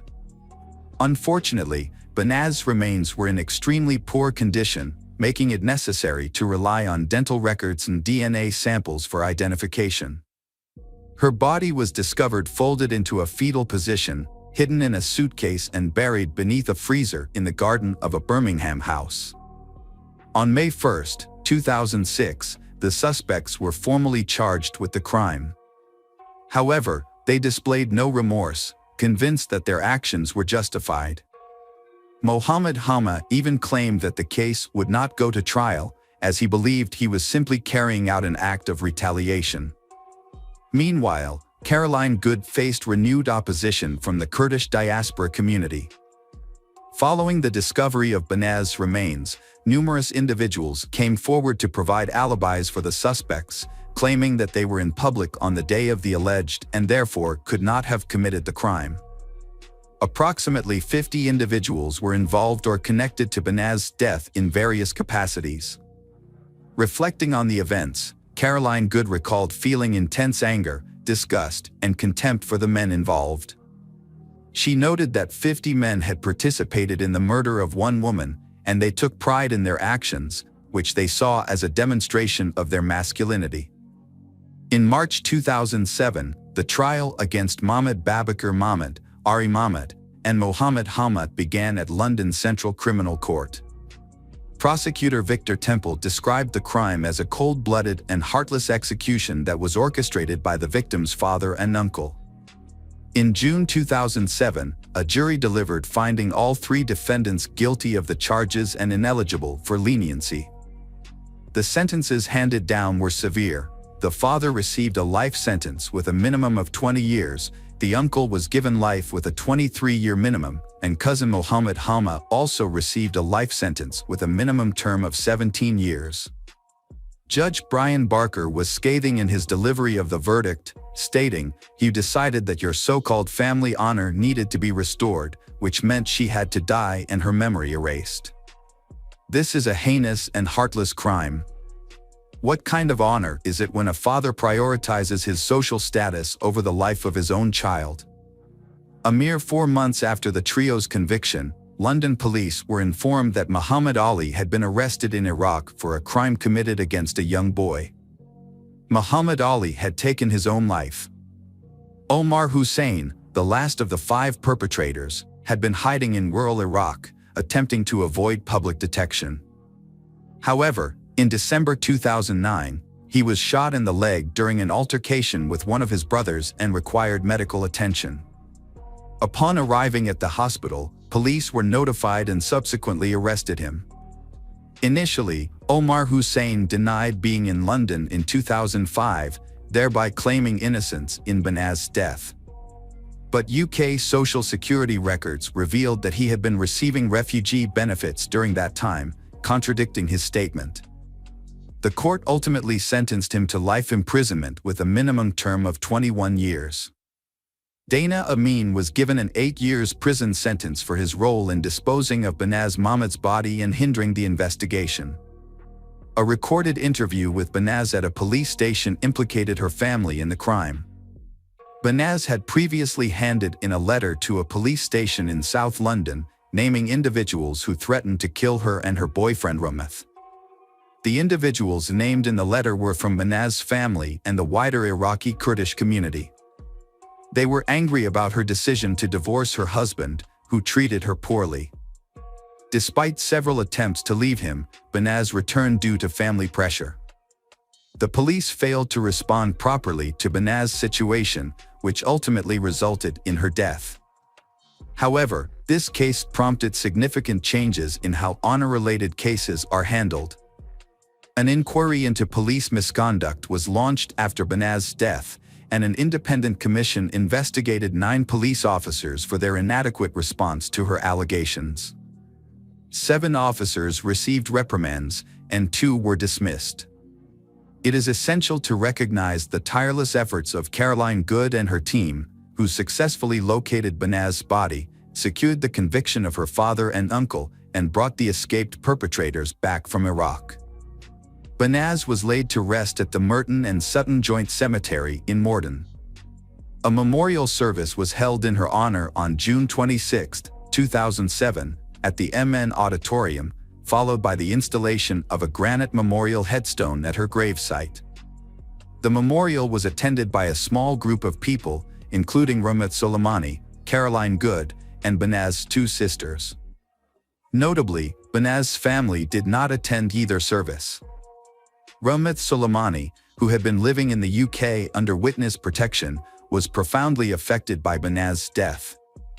He penned a heartfelt letter expressing his love and grief, describing Banaz as the love of his life and his entire world. Unfortunately, his pain and suffering continued, and in May 2016, 10 years after the tragedy, he took his own life. This was his 3rd attempt to end his life, a devastating consequence of the trauma he had endured. Hello friends, welcome to our channel. Today we're going to take a look at another horrible case with you. The case of Sarah Stern. Sarah Elizabeth Sarah was born on March 24, 1997, in Neptune City, New Jersey, to Michael and Susan Sarah. As their only child, Sarah received all the love and attention from her parents, who had been unable to have more children due to health issues. Sarah grew up to be a lively, cheerful, and outgoing child. She was involved in various activities, including school theater, photography, drawing, swimming, and softball. Her passion was art, and she aspired to become an artist or designer. After graduating from high school, Sarah enrolled in a local college to pursue her dream. Tragedy struck in the autumn of 2013 when Sarah's mother, Susan, passed away after a long battle with cancer. Despite periods of remission, the disease ultimately took its toll. This devastating loss was a tremendous shock to the family, particularly for Sarah, who was extremely close to her mother. After a period of struggling with depression, Sarah began to support her ailing father and care for their beloved dog, Buddy. As time passed, her life started to improve, and she set goals for the future. Upon graduating from college, Sarah planned to apply to a prestigious university in New York. Before pursuing further education, she hoped to travel the world, with a particular interest in visiting Canada and possibly even living there for a while. Her father, Michael Sarah, frequently traveled out of state for work, often for weeks at a time. However, he never worried about leaving Sarah alone, as she was a grown and independent young woman, and their town was considered safe. But on the night of December 3, 2016, around 2:30 a.m., an unsettling incident occurred. A concerned citizen reported an abandoned vehicle on the Belmar Bridge along Highway 35, prompting the police to become involved. The area was usually deserted at night, which made the lone, empty vehicle stand out. A taxi driver, who was taking a shortcut home across the old bridge on the outskirts, noticed the car parked on the side of the road. He stopped to see if anyone needed assistance, but found the vehicle empty with no one around. Concerned that the driver might have jumped into the water below, a tragic occurrence that had happened before in this spot, the taxi driver called the police.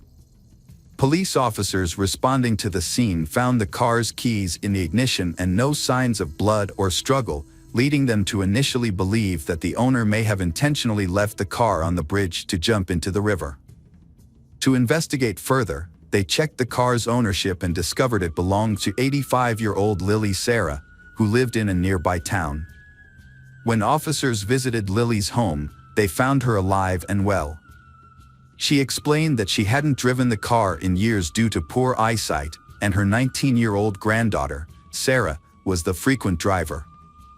Lily tried to contact Sarah but was unable to reach her because her phone was turned off. She then provided the officers with her son's address, where Sarah lived, and informed them that Sarah was likely alone, as her father was out of town for work and wouldn't return until the following week. Sarah was nowhere to be found at her home. Although the back door was open, an initial search of the house didn't turn up any signs of foul play. However, they did find the family dog locked in one of the bedrooms, whining.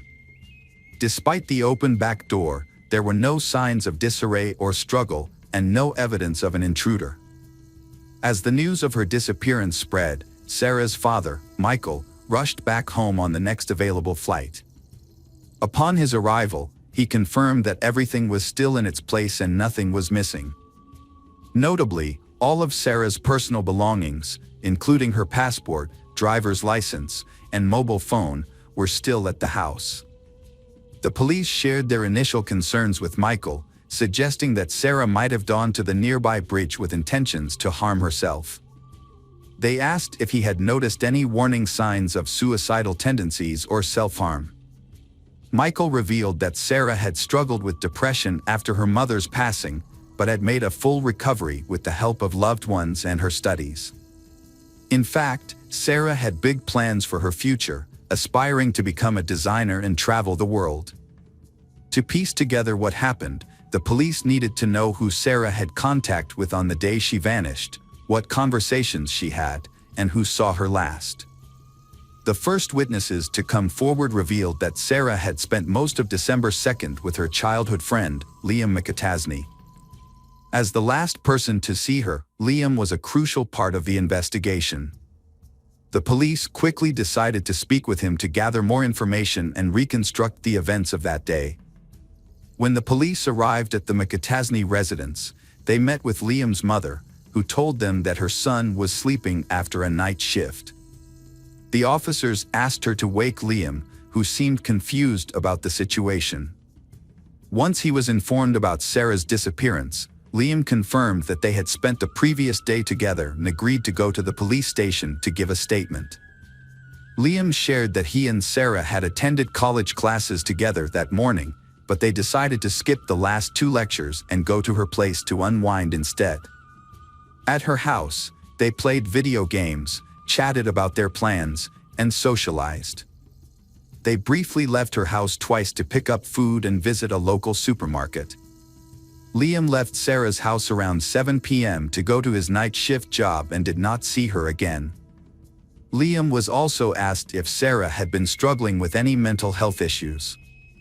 He explained that she had been battling deep depression since her mother passed away.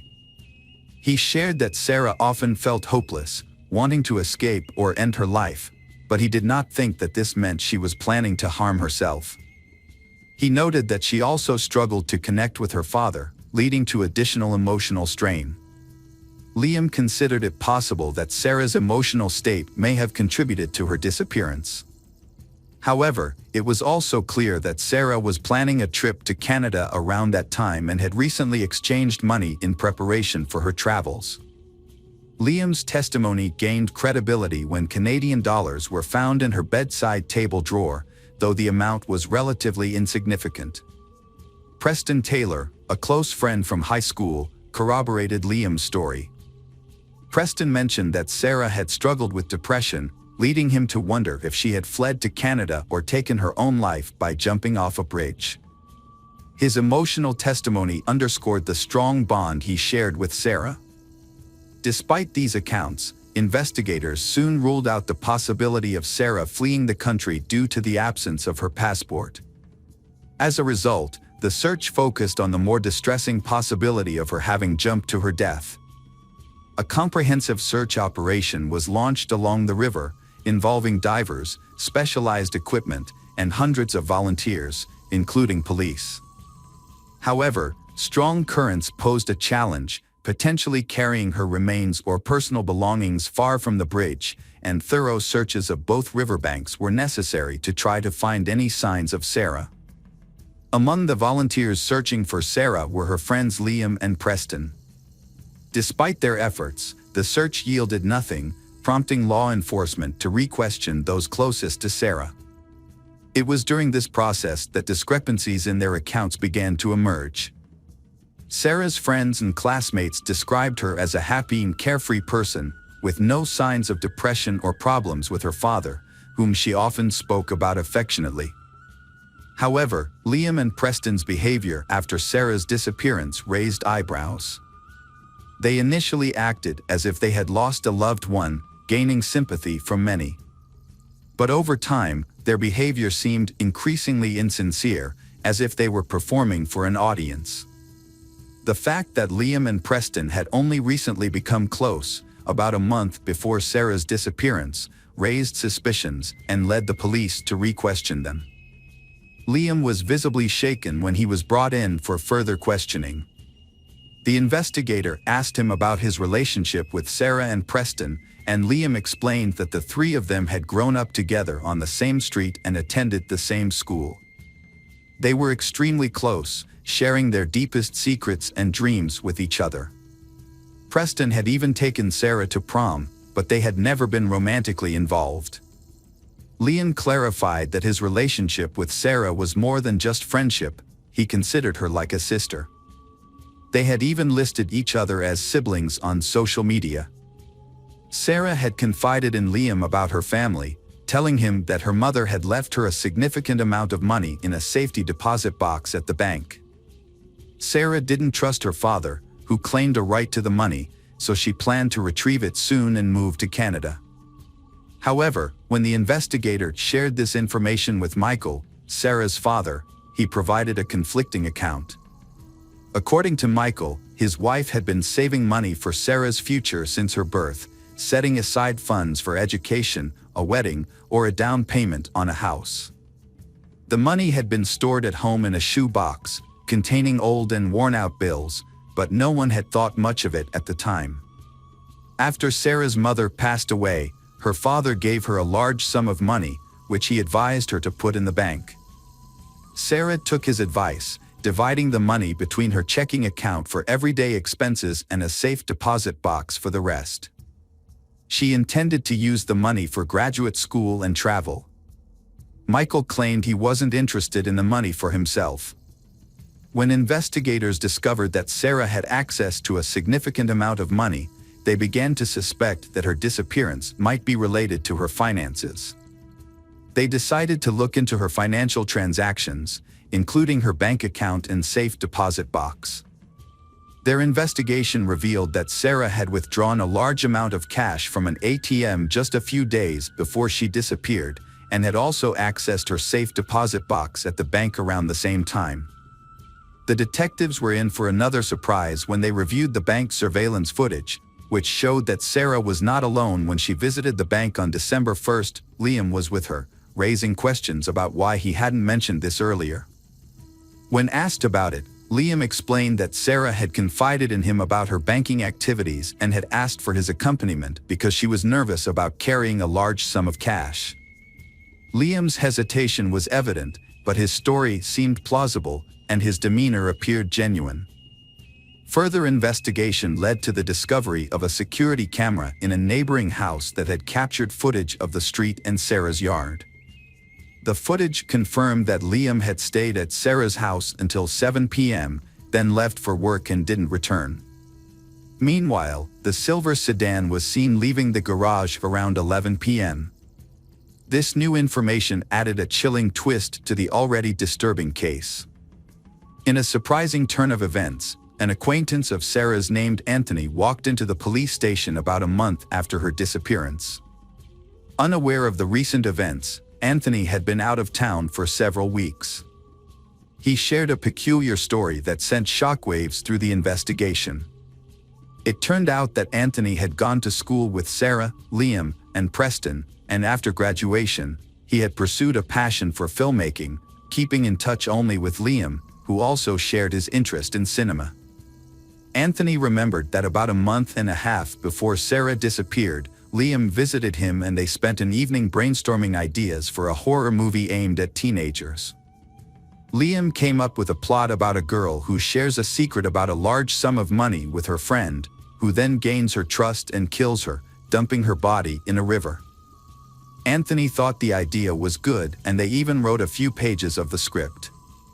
After that, Anthony moved on to another project and forgot about the story. He then left town to work on a film as a camera assistant. When he returned, Liam unexpectedly called him and asked if the police had contacted Anthony. Anthony was surprised and had not heard that Sarah was missing, so he decided to go to the police. After hearing a new witness's testimony, the police asked Anthony to try to get Liam to confess by drawing him into a conversation. Anthony agreed and a plan was set in motion. He would invite Liam to work on a project that required renting expensive camera equipment, which they would pretend they couldn't afford. Liam had ambitions of being in a movie, so the police thought he would likely jump at the chance to make his dream a reality, especially if it meant using the money he had taken from Sarah. They decided to test him by setting up a sting operation. Anthony, a friend of Liam's, was asked to pretend to have connections in the film industry and offer him a deal. Anthony met with Liam and suggested they discuss the details in person. Unbeknownst to Liam, a hidden camera had been installed in Anthony's car to capture any incriminating evidence. When Liam got into the car, he looked around nervously, as if he suspected something was off. He then handed Anthony an envelope containing $2,000 in cash and asked if it was enough to rent the equipment they would need for the movie. Anthony agreed, and then asked Liam where he had gotten the old bills. Liam hesitated before admitting that the money belonged to Sarah, and that he and his friend Preston had taken it from her house because, in his words, the dead don't need it. Although Liam didn't provide any further details, his admission was enough for the police to arrest him and his friend Preston on suspicion of a crime. Preston, Liam's accomplice, quickly began cooperating with the authorities and struck a deal with the prosecution. He told them that he hadn't directly participated in the crime, but had helped Liam cover his tracks and get rid of Sarah's body. According to Preston, Liam started plotting to take Sarah's money as soon as he found out about it. Sarah had kept her inheritance a secret, even from her closest friend, for a long time. However, when she began making serious plans for a trip to Canada, Liam asked her how she intended to pay for it, and she revealed that she had inherited a sum of money from her mother. Liam then persuaded her that it would be safer to store the money in a home safe rather than a bank vault, and he urged her to withdraw the cash. Liam, determined to carry out his plan, waited for the perfect opportunity while Sarah's father was away on a business trip. He enlisted the help of his friend Preston, promising him $25,000 in exchange for his assistance. Liam had Sarah withdraw a large sum of money from the ATM, but didn't check the exact amount. They spent the next day together, waiting for the right moment to strike. When the time came, Liam separated Sarah from her dog by locking it in another room, then approached Sarah from behind and attempted to strangle her. However, the crime proved more difficult than Liam anticipated. Sarah, being physically strong and athletic, resisted fiercely, resulting in an intense struggle until she eventually lost consciousness. But despite his best efforts, Liam was unable to determine whether she had truly succumbed. Sarah continued to show signs of life, leaving Liam to prolong his efforts to ensure her demise. This took nearly 30 minutes. Only when Liam was certain Sarah was dead did he leave her house, going about his normal routine by heading to work. He then had Preston follow up on his original instructions, no doubt aiming to ensure their sinister act would go unnoticed. Liam McAtasney snuck into Sarah's house through the back door, avoiding the camera's view, and dragged the body to the garage. He then cleaned up the room to remove any evidence. A couple of hours later, he returned to the house, took a small safe from Sarah's room, and placed the body in the car. Liam drove away carefully to avoid being caught on the neighbor's camera. He met Preston at a bridge, where they transferred the body to Preston's car and then disposed of it in a nearby river. After disposing of the body, they cleaned the car and drove back to Liam's house to divide the stolen money. However, they were disappointed to find only $110,000 in the safe. They decided to be cautious and not spend the old bills immediately to avoid raising suspicion.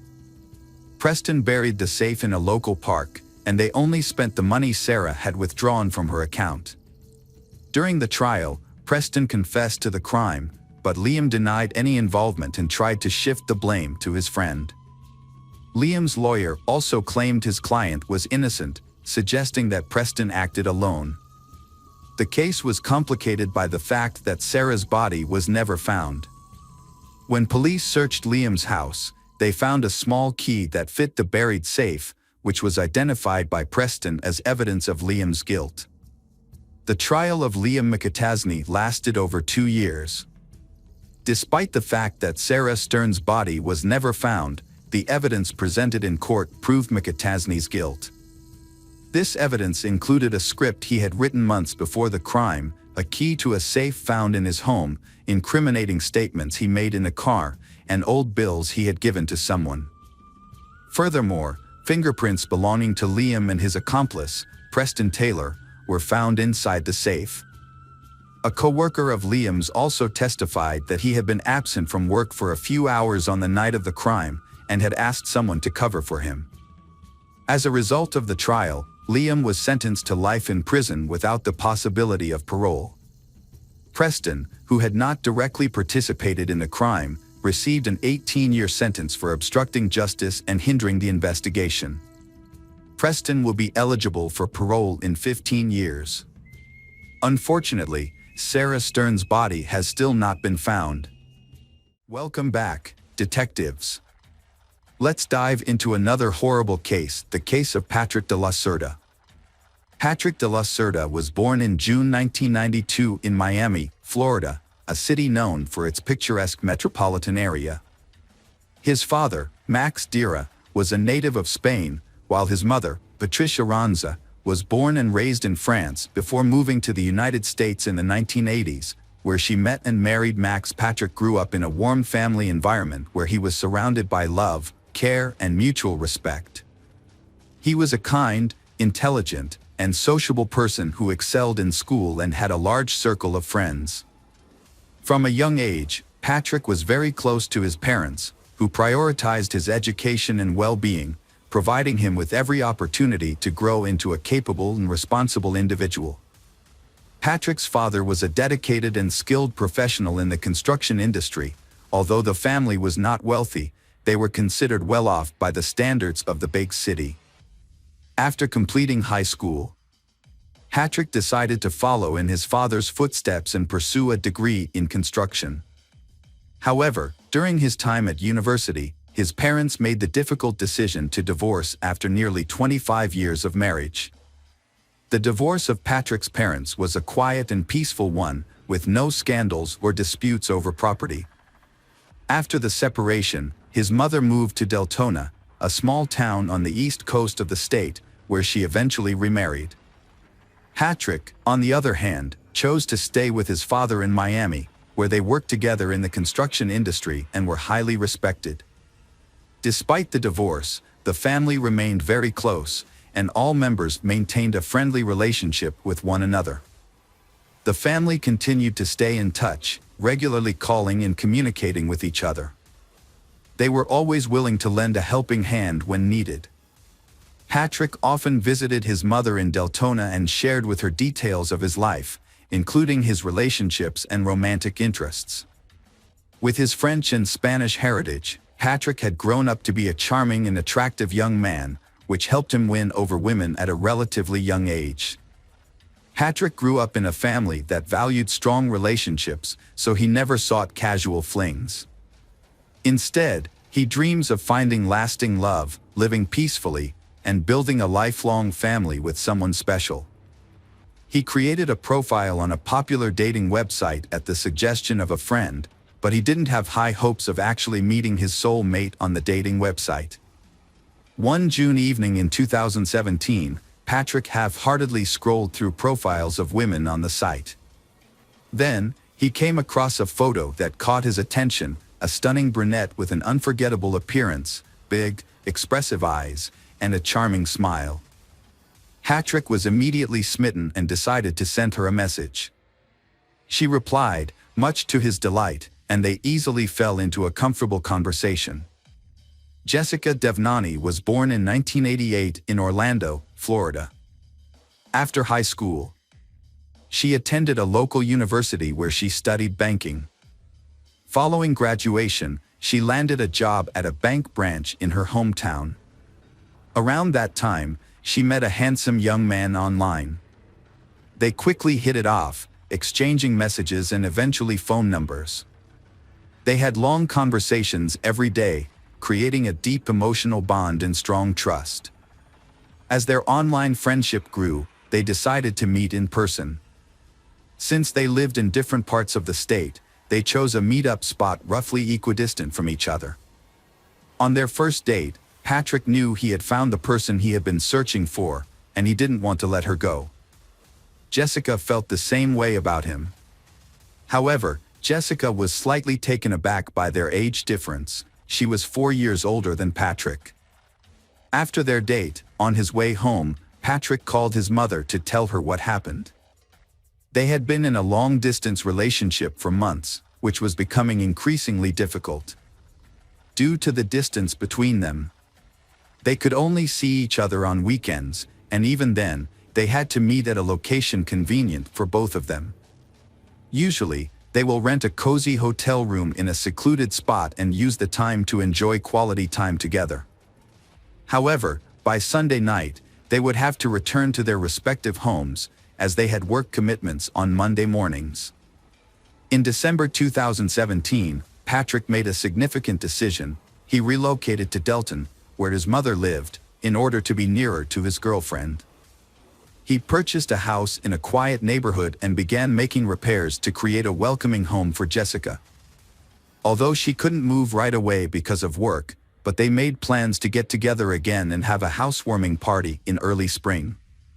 They had a special celebration planned on New Year's Eve. To surprise Jessica, Patrick set up a fireworks display in the backyard, getting down on one knee to make his romantic proposal as they gazed up at the festive lights. Patrick got down on one knee, held out a box with a ring, and asked Jessica the most important question of all: would she become his wife? Overjoyed, Jessica happily agreed. Patrick had been looking for an engagement ring for a long time, but in jewelry stores there was no ring beautiful and delicate enough for the occasion. He chose the best option possible to propose before the new year, but he also had a custom ring made from a jewelry shop, designed by himself. Patrick's engagement was just 2 months old, and the wedding preparations were well underway. His choice of partner had been approved by their parents, and they was overjoyed as they prepared to start a new life together. They had plans for a grand celebration, either in Miami on the shores of the Atlantic Ocean or in France, where the groom's mother was from, on February 27, 2018. On that day, Patrick's father, Max, received a call from a courier while he was at work. The delivery man explained that Patrick's order has been delivered, but Patrick did not answer the door or answer the phone. Max was taken aback by Patrick's unexpected actions, which immediately raised his level of concern. Since Max was tied up at work and couldn't go check on Patrick, Max asked his future daughter-in-law to go instead. Patrick's father called Jessica in a panicked tone, saying he couldn't reach his son. Jessica had been trying to contact Patrick all morning, but he wasn't responding to her calls or messages. When she shared this with Patrick's father, Max, he feared the worst. Jessica immediately dropped everything and rushed to Patrick's house. When she arrived, she saw his car in the driveway, indicating he was still at home. Using her own key, she entered the yard and called out to Patrick, but there was no response. Jessica carefully opened the front door and was met with a horrific sight. Patrick was lying in a pool of blood, showing no signs of life. She quickly called emergency services, but the paramedics were unable to save Patrick and declared him dead at the scene. When the police arrived, Jessica was overcome with grief, sobbing in the backyard where Patrick had proposed to her just 2 months earlier. An officer spoke to her, and she raised her tear-filled eyes to meet his. She claimed to know who was accountable for Patrick's murder, naming her wealthy ex-boyfriend as the culprit. To comprehend this complex case and identify potential suspects, it's essential to revisit the past when Patrick first met Jessica. At that time, Jessica was in a relationship with Gregory Bender, a wealthy businessman who owned an investment fund. She met Gregory during her student years, and he was 20 years her senior. Gregory showered Jessica with expensive gifts and took her on lavish vacations, eventually winning her affection. Jessica thought she had found her soulmate, but soon she began to notice some disturbing patterns in her ex-boyfriend Gregory's behavior. He was extremely controlling, constantly monitoring her movements and interactions with others. If she had an admirer, Gregory would quickly get rid of them through threats and intimidation. Meanwhile, he kept his own life a mystery, sharing very little about himself with Jessica. Their relationship lasted nearly 8 years, during which time Gregory never introduced Jessica to his family or friends. They only spent time together or went on vacation when he wanted to, and he rarely invited her to his home. Gregory claimed he was too busy, but Jessica longed for a normal family life and children. However, every time she brought it up, Gregory would say it wasn't the right time. When Jessica tried to end the relationship, Gregory proposed to her with a ring, and she accepted. However, nothing changed. They still lived apart and only saw each other when Gregory wanted to. One day, Gregory was in a car accident and ended up in the hospital. When Jessica rushed to his side, she decided to stop by his house to pick up some things for him. That's when she encountered a woman she had never seen before. Instead of introducing herself, the stranger asked Jessica who she was. Jessica showed her the ring on her hand and that she was the landlord's fiancée. Jessica later found out that Gregory was married to someone else, Diora Sanchez Bender. Devastated, Jessica immediately broke off the relationship. However, Gregory really wanted to keep her, begging for forgiveness and promising to divorce his wife and marry Jessica in the future. Jessica eventually gave in and continued the affair, but as time went on, nothing changed, and Jessica became exhausted. Jessica changed her life and started dating someone new, Patrick, through a dating website. She then ended her relationship with Gregory and informed him that it was over. But Gregory did not give up and started to do worse things. Gregory asked Jessica to reconsider their relationship. He then became aggressive, and he resorted to threatening and harassing her. Realizing that Jessica had moved on, Gregory turned to private investigators to hack into her online accounts and find out who she was talking to. He soon discovered Patrick's identity and contact information. Then, Gregory started sending threatening messages to Patrick. Patrick received threatening messages from Gregory, Jessica's ex-boyfriend, who demanded that Patrick end his relationship with Jessica, referring to her as his fiancée. After receiving the threats, Patrick remained calm because he thought they would not come true. However, Jessica is scared because she knows Gregory's aggressive nature and that he has a large collection of weapons.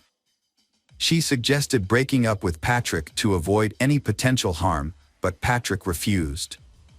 They decided to report the incidents to the police, providing evidence of Gregory's stalking and threats. They obtained a restraining order, which prohibited Gregory from approaching or contacting them. Additionally, Gregory was required to surrender his firearms. For a while, the situation seemed to calm down, and they thought they had finally found peace.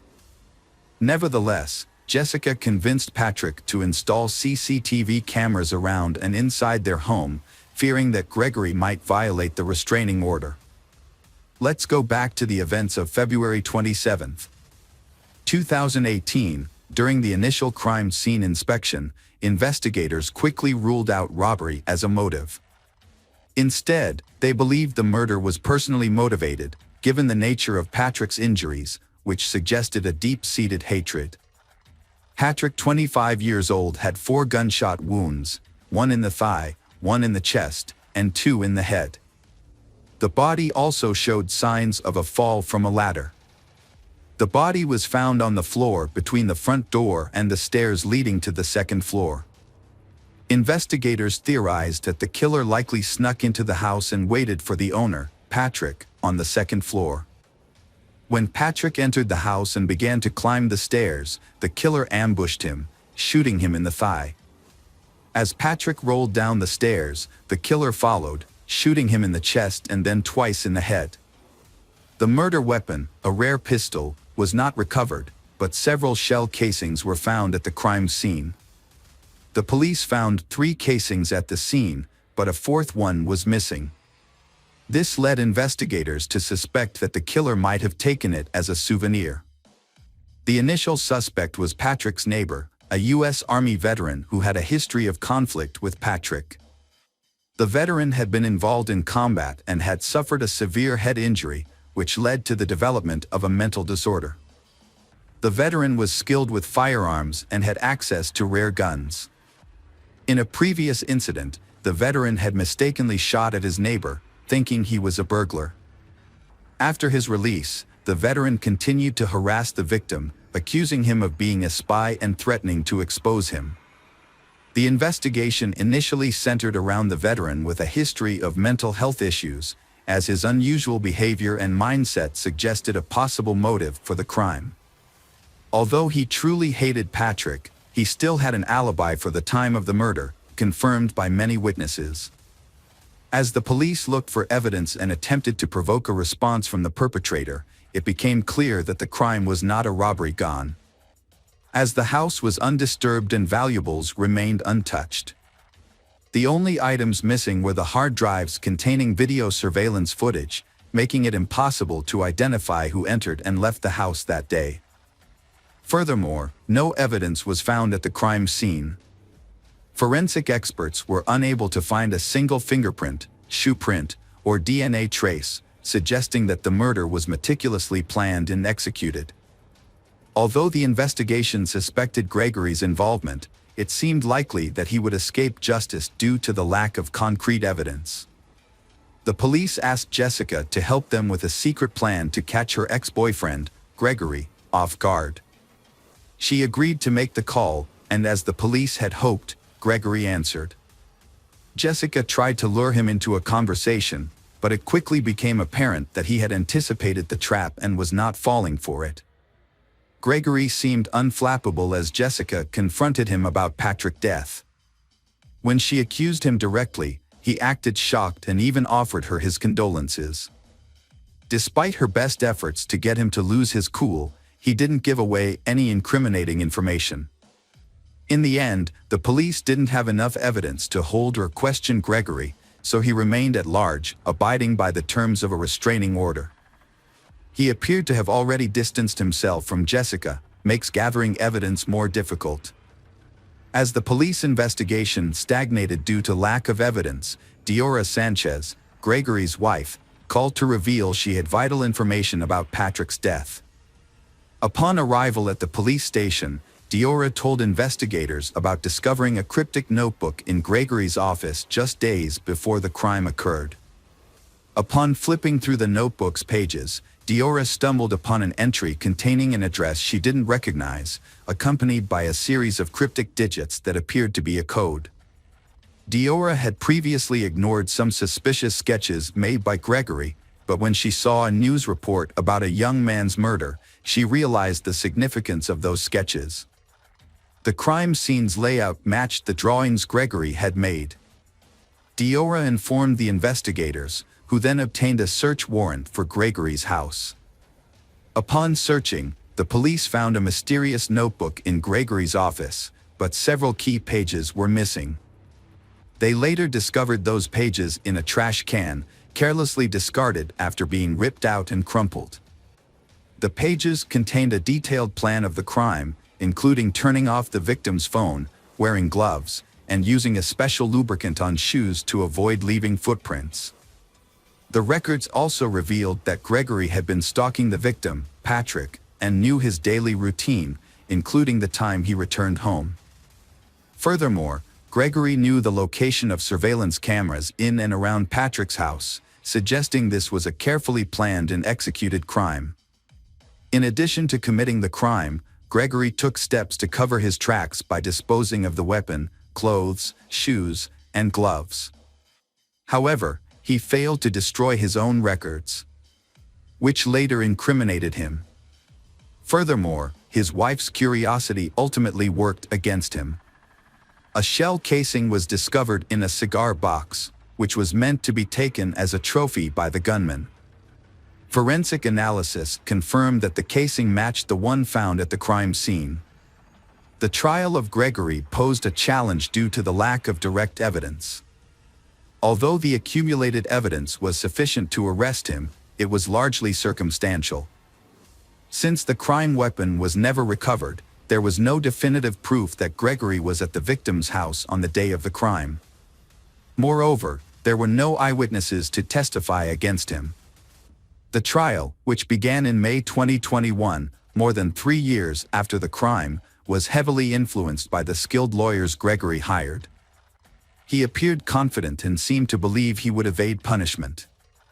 A crucial witness, Jessica, provided detailed testimony about her long-term relationship with Gregory, including his marital status, her attempts to break up with him, and the subsequent harassment and threats he made against her and Patrick. Jessica presented evidence of her conversations with Gregory, including screenshots of their conversations and their phone records. However, Gregory's lawyers countered by blaming Jessica, claiming that she was responsible for Gregory's behavior. They claimed that Jessica had started a new relationship with Patrick while still involved with Gregory, and that she had hurt his self-esteem. The defense downplayed the significance of the written plans for the murder, describing them as mere fantasies of a hurt man seeking revenge on his rival. They argued that Gregory never acted on these plans and therefore did not leave any evidence at the crime scene. Additionally, the lawyers claimed that the search of Gregory's home was conducted illegally and with procedural errors, suggesting that the shell casing found there could have been planted. The crime weapon was never found, and Jessica's identification of the gun model was uncertain. She had previously seen a similar gun in her boyfriend's collection, but she wasn't familiar with firearms and could have been mistaken. The defendant's ex-wife, Diora Sanchez, was called to testify. During her testimony, the defendant, Gregory, unexpectedly professed his love for Diora. This declaration seemed to affect Diora, and her testimony became unclear. Diora claimed to have forgotten some details and ultimately stated that she doubted Gregory's capability for murder, given their long history together. Despite the defense's efforts to challenge the search of Gregory's home and the lack of direct evidence, the jury found him guilty of first-degree murder after hours of deliberation. Gregory was given a life sentence with no possibility of parole. As the judge read out the sentence, the defendant fixed Jessica with an intense stare, not blinking once. His glare made her feel nauseous. Jessica sat next to Patrick's mother and suddenly burst into uncontrollable sobs, finding it hard to breathe. Despite multiple attempts by Gregory's lawyers to appeal the verdict, all their efforts were unsuccessful. The case attracted public attention, with many outraged that a wealthy businessman had brutally murdered a working-class man and attempted to escape justice. Patrick's story was widely reported in the press, and Gregory remains in prison to this day. Jessica Dira said she is grateful that justice has been served. And Patrick's memory will always live on in her. She wears the engagement ring he gave her and a special piece of jewelry he had intended to give her but never got the chance. Jessica remains close to Patrick's parents, who have welcomed her into their family as one of their own. Hi there, investigators. It's time to uncover the truth behind another case. The case of Brianna Zunino Dennison. Brianna Zunino Dennison, born March 29, 1988, Brianna's parents are Jeff and Bridget Dennison. When Brianna was 6, her father passed away, causing immense pain for the family. However, with the support of her loved ones, she persevered through the difficult time. Brianna spent her childhood in Reno, Nevada, and Mendocino, California, her mother's hometown. Her love of travel and exploration took her to numerous countries, including Hawaii, New York, Mexico, Jamaica, Japan, Italy, Egypt, Hungary, Austria, and France. Brianna has a deep affection for children and animals, especially her dog Ozzy. She completed her high school education at Reno High School in 2006 and is majoring in child psychology as a sophomore at Santa Barbara City College. During winter break, on January 20, 2008, Brianna returned to her hometown of Reno from Santa Barbara to spend time with friends and family. Brianna and her friends regularly attended events organized by Summer Winter Action Tours LLC, a tour company that caters to college students. They also attended the Martin Luther King Jr. Gala weekend in Reno. That day, Brianna returned home around 4 a.m. to her friend's house near the University of Nevada campus. Brianna slept over at McKay Court's house. However, when McKay Court woke up the next morning at around 9 a.m., Brianna was no longer there. A small bloodstain was found on the pillow where she had slept, and her cell phone, purse, and shoes were still at the house. McKay Court then contacted Brianna's parents and the local police in an attempt to locate Brianna. Police arrived and examined the scene. In the following days, police conducted forensic tests at the McKay Court home, where Brianna had been staying at the time of her abduction. During the investigation, police discovered DNA on the doorknob that belonged to an unidentified male. The blood on the pillow was confirmed to be Brianna's, leading police to focus on a theory that Brianna had been abducted. Police searched for Brianna in the University of Nevada Reno area, and the Federal Bureau of Investigation joined the search. A DNA sample found on a doorknob the night Brianna disappeared was matched to at least 2 previous sex crimes in the same area. One occurred on November 13th, and the other on December 16, 2007. On January 29, 2008, a Reno woman said she knew a victim who had been held at gunpoint in a garage on the University of Nevada Reno campus in October 2007. Police released a description of the suspect based on identifying information provided by women who were sexually assaulted by the suspect. In an effort to find Brianna's abductor, police interviewed nearly 100 sex offenders who lived within a mile of the McKay Court home. However, none of them were linked to Brianna's disappearance. A search effort was organized, with some 1,700 volunteers, including then First Lady of Nevada Dawn Gibbons, participating in a virtual search of the area. Sadly, the search yielded no results. On February 15, 2008, a man named Albert Jimenez was returning from his lunch break at a Subway restaurant in Reno. As he walked down the street, he noticed bright orange sheets standing out among a pile of discarded tree branches in a ditch near Reno Business Park. Upon closer inspection, Albert discovered that the orange socks on the feet belonged to a deceased woman. Albert had heard about Brianna Dennison's disappearance but initially thought the description did not match the person on Brianna's missing person flyer. Without a cell phone, Albert rushed back to his workplace to contact the police to report the incident. Police arrived at the scene and confirmed the victim's identity as Brianna Dennison. The investigation revealed that Brianna had been brutally attacked and murdered. Near her body, police found a pair of panties, which contained DNA from the perpetrator and DNA from an unidentified woman. Police suspected that the panties did not belong to Brianna, believing that they had been left there to distract police. Police then made a public appeal, asking anyone who recognized the panties to come forward to help identify the perpetrator. However, no one came forward. On November 25, 2008, James Michael Bella, 27, of Sparks, Nevada, James was arrested while he was taking his son to the Stepping Stones Children's Center in Reno. He was booked into the Washoe County Jail on charges of murder, first-degree kidnapping, and sexual assault.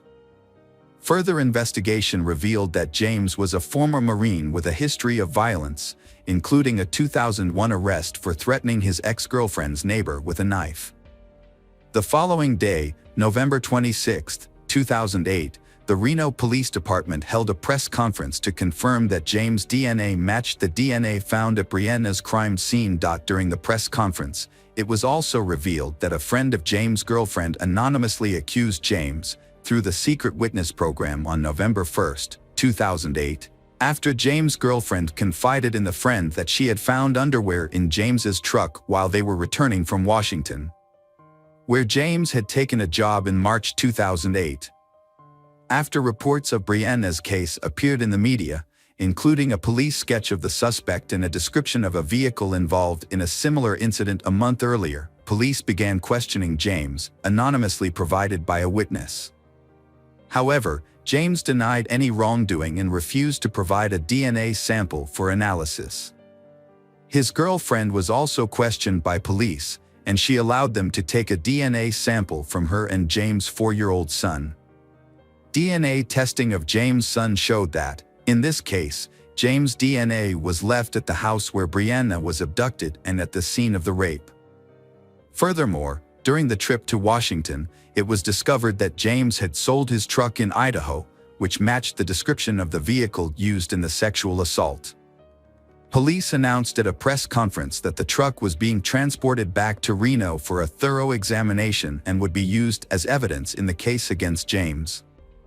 On May 27, 2010, the jury returned a guilty verdict in James's trial, finding James responsible for the murder of Brianna Dennison. After 9 hours of deliberations, the jury convicted James of kidnapping, sexual assault, and murder. In an effort to avoid the death penalty, James' defense team presented mitigating circumstances, citing James' traumatic childhood with an alcoholic, abusive father. The jurors rejected the mitigating factors and gave James the death sentence instead. Later, on July 30, 2010, James received 4 more life sentences for other crimes, including rape and kidnapping of 2 victims prior to Brianna's abduction and murder. James's appeals have been denied over. The case of Brianna Zunino Dennison is a story of pain, strength, and determination in the pursuit of justice. Brianna's family remains strong and persistent in the fight for justice. The collective efforts of everyone together make a safer world. And may Brianna rest in peace. Hello again, true crime fans. We've got another mysterious case to explore. The case of the Foster family. Christopher Foster had always been considered a success. His mother, Enid, described him as someone who actively pursued financial opportunities from an early age. Along with his younger brother, Andrew, he aspired to follow in the footsteps of their late father, who had been a sales manager. Although they both aimed to become successful businessmen, Chris and Andrew had had a tense relationship since they were children. Andrew later explained that Chris's confidence and assertiveness had overshadowed Andrew's quiet nature. Despite this, both brothers were very close to their mother, Enid. In 1987, Chris married Jill, a housewife, and they had their daughter Kirsty in 1993. Chris's path to wealth began in the late 80s when he worked as a mattress salesman and used inexpensive pizza boxes for insulation. His life changed dramatically after he founded a successful engineering company. This business made Chris a self-made millionaire through the development of an innovative insulation material that became essential in the oil industry. The Piper Alpha oil rig explosion on July 6, 1988, had led to a catastrophic fire that lasted for days and claimed the lives of 167 people. After watching the news, Chris saw an opportunity in this tragedy and identified a market niche for fireproof insulation specifically for oil and gas rigs. Although many oil companies showed interest, they wanted certification of the product's effectiveness before signing a contract. To prove its value, Chris took the financial risk of mortgaging his house to fund an experiment. The test was successful. His product, Overshield, showed exceptional resilience compared to other insulation materials when exposed to fire. It even received a rare A1 fire test rating. Major oil companies quickly placed orders, making Christopher Foster a millionaire almost overnight. Reports suggested that he earned so much money that he didn't know how to spend it all. As his business grew, Christopher's annual turnover increased significantly from £50,000 to £1 million. By 2004, Chris's net worth had been reported to be £10 million. That same year, his wife Jill noticed a house in Shropshire Life magazine. It was Usbaston House, a beautiful mansion in Maesbrook, a wealthy village in Shropshire, England. The estate was 16 acres in size, had its own lake and equestrian grounds. Despite being offered at around £1.5 million, the house still needed repairs. Jill was so intrigued that Chris made an offer the next morning. Foster's family quickly sold their house and moved to Usbaston House. Chris then invested a further £50,000 to install a swimming pool and landscape the property. After settling down, Chris led a lavish lifestyle. He bought 2 Porsches, one for himself and one for Jill, a James Bond-style Aston Martin, Range Rovers, and many other vehicles. Their daughter Kirsty attended a private boarding school and Chris also bought her several horses. Kirsty spent time with her horses when not at school and participated in equestrian competitions. Friends described her as quiet, thoughtful, and kind. In addition, Chris also bought 4 dogs and several pigeons. He further enhanced their lives by hiring a butler and a personal assistant, and the house had antique furniture worth more than £200,000. Chris's most expensive hobby was his passion for shooting, demonstrated by his expensive gun collection, each costing between £12,000 and £12,500, equivalent to nearly $20,000 at the time. Chris often attended shooting parties that could last 3 days, with bills running up to £8,000. He had a habit of leaving guns around the house. Occasionally, when pigeons made a mess of Chris's car, he would shoot them, much to Jill's frustration. In one disturbing incident, when Kirsty's black Labrador began disturbing the sheep, Chris was unable to control the dog and led it down a country road to shoot it in the head. Chris was a successful businessman but lacked a long-term vision. Notoriously impulsive, he craved instant gratification and was quick to cut ties with people who annoyed him. Chris enjoyed being admired and envied by others for his wealth, and social status was very important to him. Over time, both Chris and Jill moved up the social ladder, and it became clear to those close to Chris that he wanted to move away from his roots in Wolverhampton. Jill enjoyed shopping sprees and spent her days doing self-care activities like nail and hair appointments, along with beauty treatments like manicures and Botox injections. Chris and his family regularly went on luxury vacations, staying in luxury hotels and enjoying the best food. These lavish trips could sometimes cost up to £20,000 each, and Chris didn't hesitate to pay. However, unbeknownst to his friends and family, Chris had reached his financial limit and began withdrawing money from his business. His excessive spending had led to financial imbalance, with more money going out than coming in. In 2003, Chris had signed an exclusive contract with DRC, giving them the exclusive rights to produce his oil rig sealant. By 2004, his net worth had been reported to be £1 million. However, by 2005, he owed £2.8 million. Instead of cutting costs, Chris, due to his lavish spending habits, sought more money from other sources. Despite the exclusive agreement with DRC, he signed another contract with another company to sell his products. DRC discovered this infringement and sued Chris, resulting in a lawsuit and DRC acquiring Chris's patent. Chris went bankrupt, and in 2007, his company was dissolved. His assets worth £3 million were frozen and his salary was gone. Despite serious financial troubles, Chris continued to act as if nothing significant had happened. At the same time, Chris became involved in a dispute with his accountant, who reported him to the Inland Revenue for tax evasion. Chris had failed to pay VAT, national insurance, and various other taxes. To deal with his increasing tax obligations, he had to borrow from banks to ease his financial strain. In addition, he had mortgaged the Usbaston house 3 times and withdrawn money from more than 20 different bank accounts. Despite his lavish lifestyle and constant spending, Chris still tried to hide the fact that he was deeply in debt. Chris gradually found himself struggling with overwhelming challenges, aware that time was ticking away and fearful of losing everything. However, during a conversation with a friend about houses, Chris insisted that he would never sell Usbaston house. Struggling with the pressure to maintain his flashy and knowing that his time and money were running out, Chris repeatedly sought professional help. He confided in the doctor, revealing his feelings of depression and suicidal thoughts. He started taking antidepressants. In August 2008, Chris came across a letter from his house managers posted on the front gate. The letter reported that they planned to return the following Tuesday to reclaim the house and other assets. The housekeeper said that when she showed Chris the letter, Chris appeared confused but remained silent. The nightmare that Chris had been avoiding had now become a harsh reality. He was on the brink of losing all his material possessions.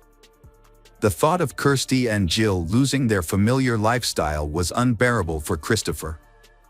His family faced the possibility of returning to Wolverhampton, saying goodbye to their lavish lifestyle. For a proud man like Chris, such a situation would have been extremely humiliating. On August 21, 2008, a friend contacted Chris via text message to ask about his health, and he replied, "Not good, things are about to happen to me." On August 25, 2008, the Foster's family received an invitation to a barbecue and clay pigeon shooting event. They then joined the gathering.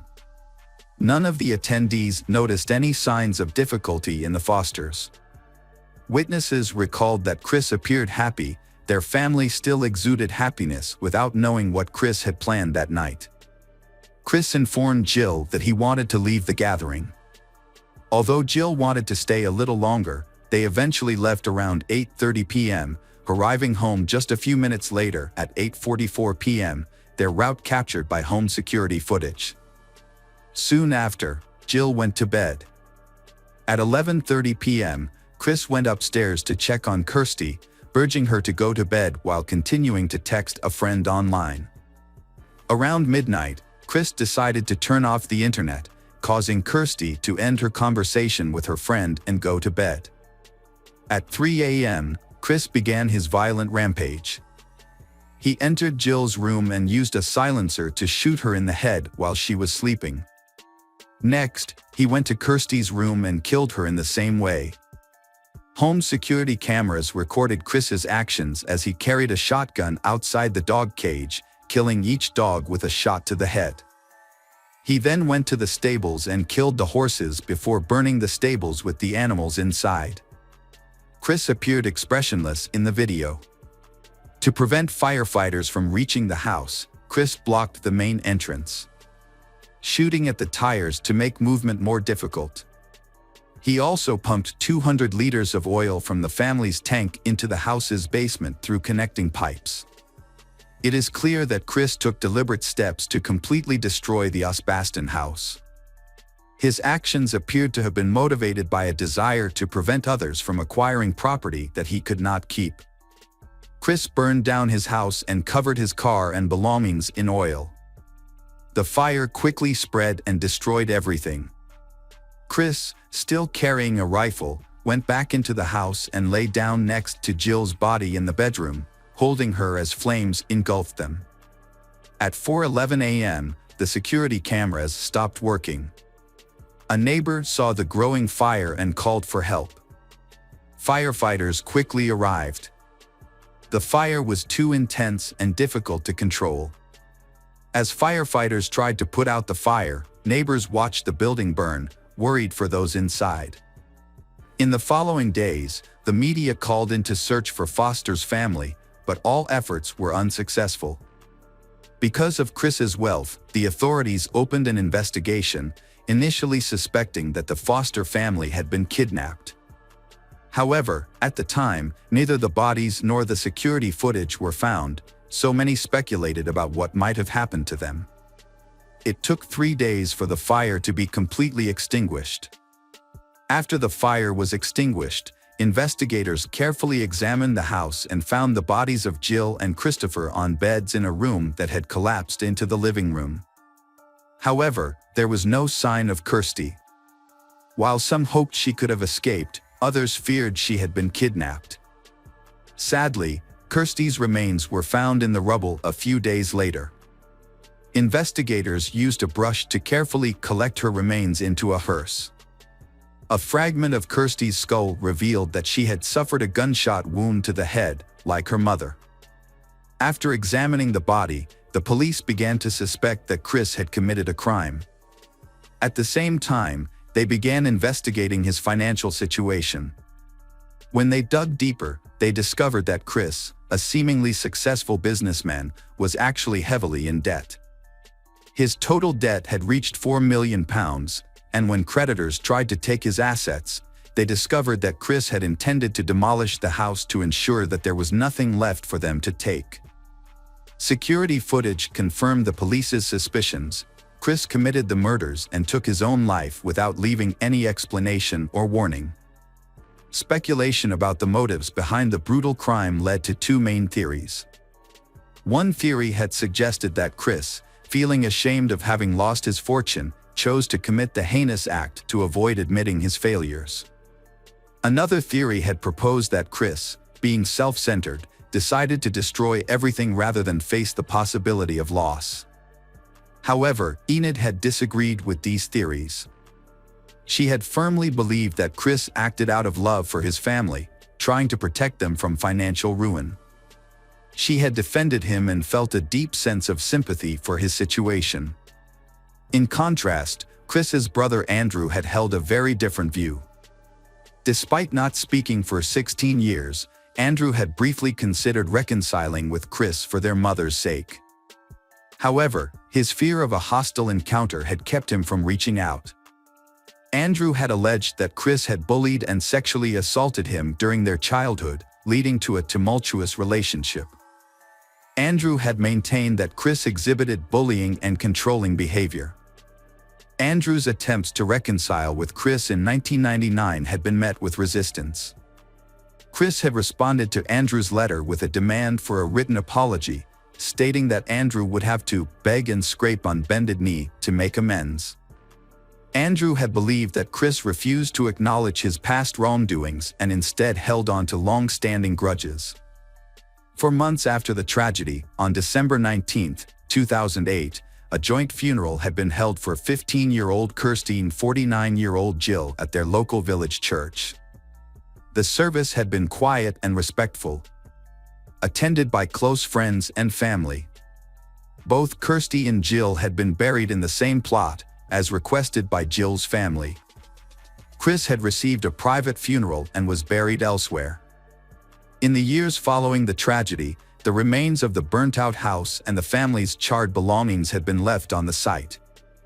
These had included Kirsty's first aid book for her horses and a handwritten note detailing the family's meal plans for the week of the tragedy. The ruins of the house had remained until 2011 when the debris had been cleared. The 16-acre estate had been sold in 2014, with plans to build a new 6-bedroom house. Although the property had been put up for sale in 2012, it had taken 2 years to sell, reportedly after the price had been reduced. The reasons behind Christopher Foster's actions may have been financial struggles and the pressure to maintain a wealthy image. However, this had not justified the horrific outcome. Instead of having made sensible financial decisions or confiding in his loved ones, Chris had chosen a destructive path that had had devastating consequences for everyone involved. Hi everyone, thanks for returning. Let's unravel another perplexing mystery. The case of Channon Starbuck. Channon was born on April 19, 1969, in Anderson, Indiana. She was the youngest child in her family and grew up with 2 older brothers. However, her life changed dramatically when her parents divorced and remarried, giving her more siblings. From a young age, Channon dreamed of having a large and loving family of her own. She often participated in church activities and had a deep faith, which reinforced her dream. Channon grew up in a simple and friendly environment. She had a passion for painting and won many awards. When she was 20, she met Clay Starbuck, a 25-year-old man. They met at a party in Florida, where Channon had moved with her family when she was a child. Clay Starbuck, originally from Alaska, came to Florida during his vacation. During their first meeting, Channon learned a lot about Clay, including that he had attended a diesel mechanic school in Colorado after high school. He then returned home to work on the Trans-Alaska Pipeline and was financially stable. However, Channon also learned that Clay was married and had 2 children from that marriage. Despite this, she was not discouraged by his complicated past. Instead, she saw it as a positive thing, believing that it gave him valuable experience for his married life. After getting married, Channon and Clay moved in together. In the new place, Channon had to overcome many difficulties related to the environment and weather, but she eventually adapted and settled down. However, married life was not as perfect as Channon had planned. Channon and Clay were often apart because of Clay's work, but their love helped her overcome her loneliness and wait for the day they could reunite. During that time, she cared for Clay's children from his previous marriage and had more children. In 1996, the Starbucks family welcomed their son Austin, followed by his brother Blake 3 years later. When their daughter Logan was born, the family was even more excited. However, Logan was soon diagnosed with autism spectrum disorder, adding to the challenges of family life. Channon had to deal with Logan's illness and try to support her daughter. She became a more caring and nurturing mother to her children. She spent time on health care, education, and community activities. But while she focused on raising her family, she did not realize that her husband was having an affair at work. As time passed, the Starbuck family continued to grow, and Channon welcomed another daughter, Serena. Despite the hardships of life, she still tried to keep her family happy. But her husband's secret eventually came to light, and it would change her life forever. In 2000, Shannon filed for divorce after experiencing a great shock and feeling deeply betrayed. However, she still had feelings for Clay and decided to move to Arizona to start a new life. This attempt failed because she still loved Clay.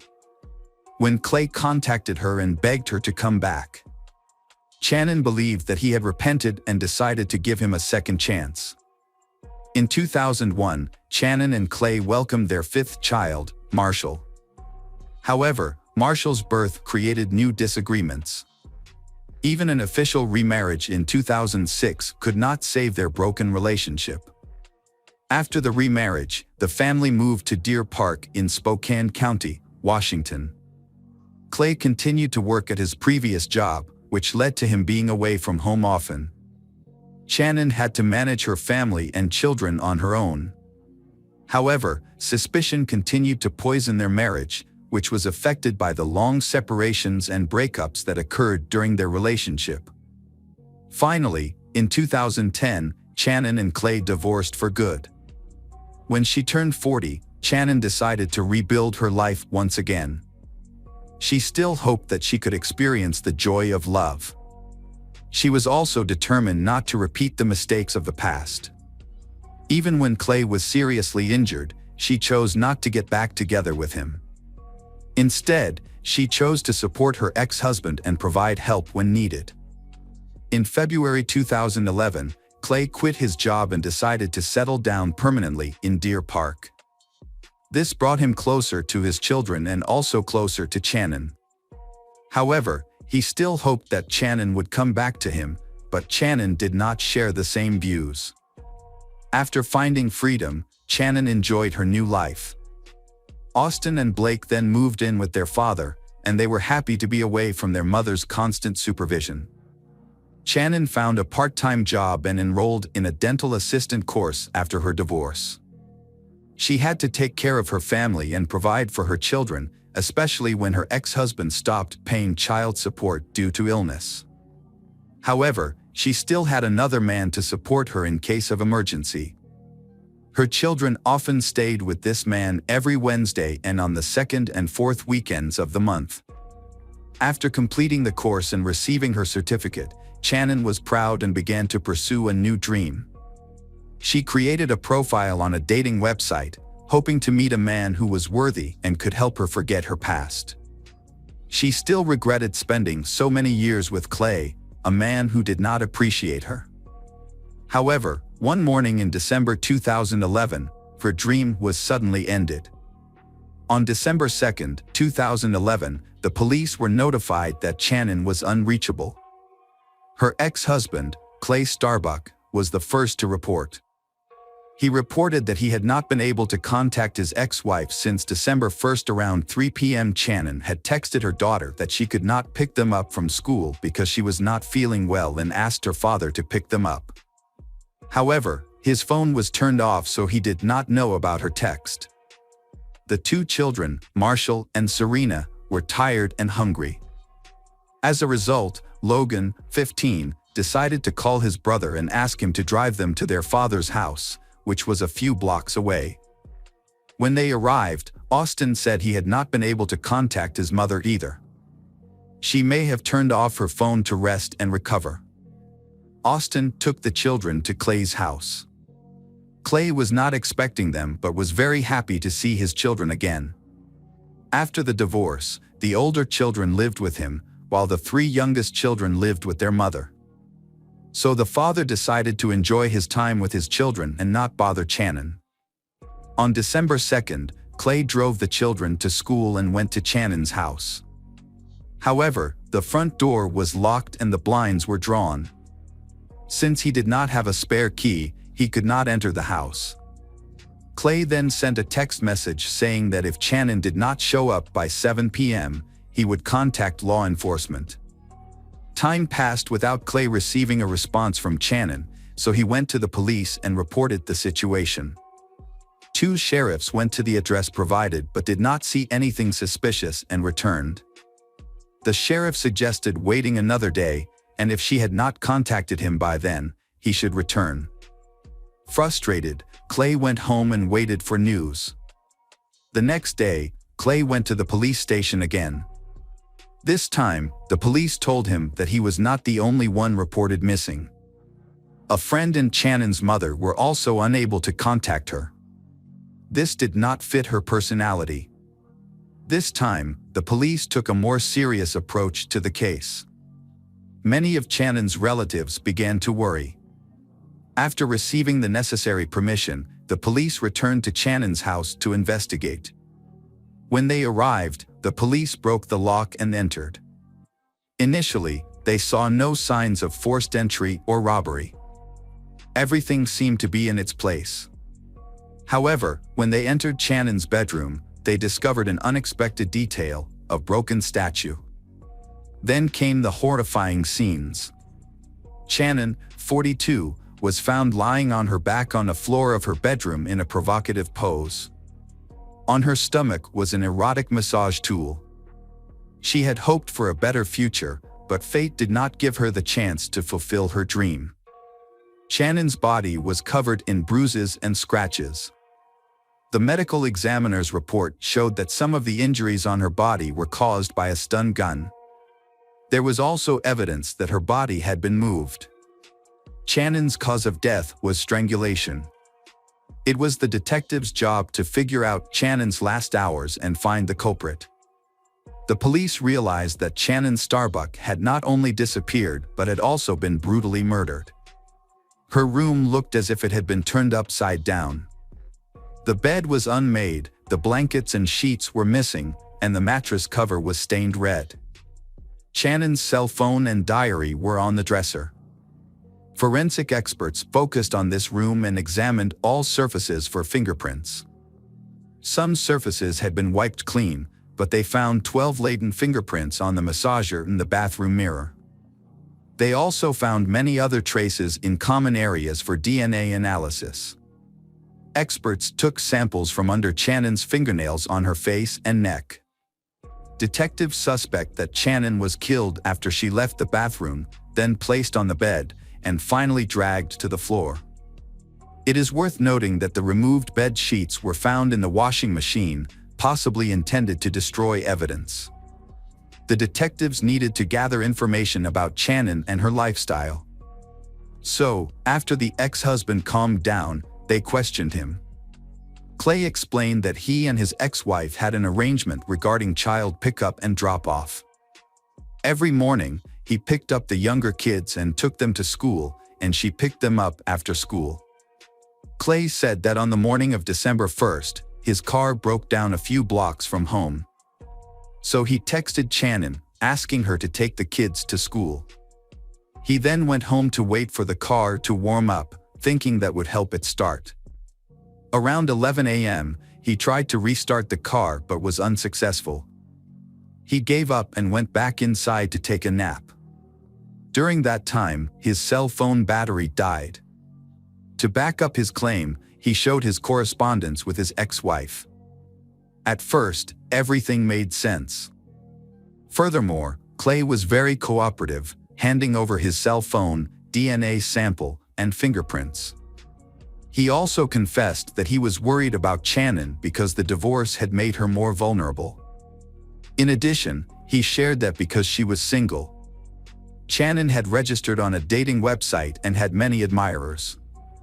According to Clay, it is possible that Shannon had several lovers at the same time.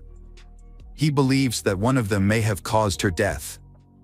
However, he could not name them specifically due to a lack of information. During the conversation, Clay sobbed. He explained that accepting the death of his ex-lover was very difficult. After taking his statement, the police let Clay go home. He was faced with informing his children about Shannon's death. The case involving Shannon Starbuck's death has attracted public attention. Investigators interviewed the Starbucks neighbors, focusing on details, especially reports of strange people and vehicles appearing outside her home in recent weeks. An autopsy was performed, and the report found that Starbucks suffered chest injuries consistent with the use of a stun gun. She also suffered 10 broken ribs. The injuries to her head and body were severe and likely caused by a blunt object. Because of the appearance of the injuries, it was difficult to determine the exact time of death. Scratch marks on her body indicated that she had been moved after she was killed. The medical examiner's report indicated that a soft object was used to strangle her, possibly a hand, a towel, or a sheet. A key clue in the case came from the body samples collected, including the DNA of a man, suggesting that the suspect may have been a close acquaintance of hers. Channon's family hopes the police will quickly find the culprit. Channon's ex-husband, Clay Starbuck, has cooperated fully with the investigation. He underwent a physical examination to look for any signs of injury on his body, but none were found. As detectives speculated that the culprit may have been injured during the struggle, there was no evidence of that. Channon's two sons, Austin, 21, and Blake, 18, were also examined. Austin had old cuts on his hands, but he explained that these cuts were from his job at a window factory. In conversations with the two brothers, detectives established some important facts. They learned that their mother often dated men after the divorce, which made them unhappy. The brothers also said they had seen intimate photos on their mother's laptop, which led them to suspect that their mother may have been murdered by a lover. However, it was clear that they both loved their mother and were deeply saddened by her passing. Nonetheless, they did not agree with the changes in her life. In a later interview, Clay was more specific. He said Channon caused discord in the family when he was away on business. She often met other men, and he even suspected that Marshall might not be his son. However, he still loved Marshall like his own son. He did not agree with some of Channon's actions, especially the fact that she often brought the children to his house when she went on dates. However, investigators gained a personal view of Channon and her family after speaking with him, her children, and her relatives and friends.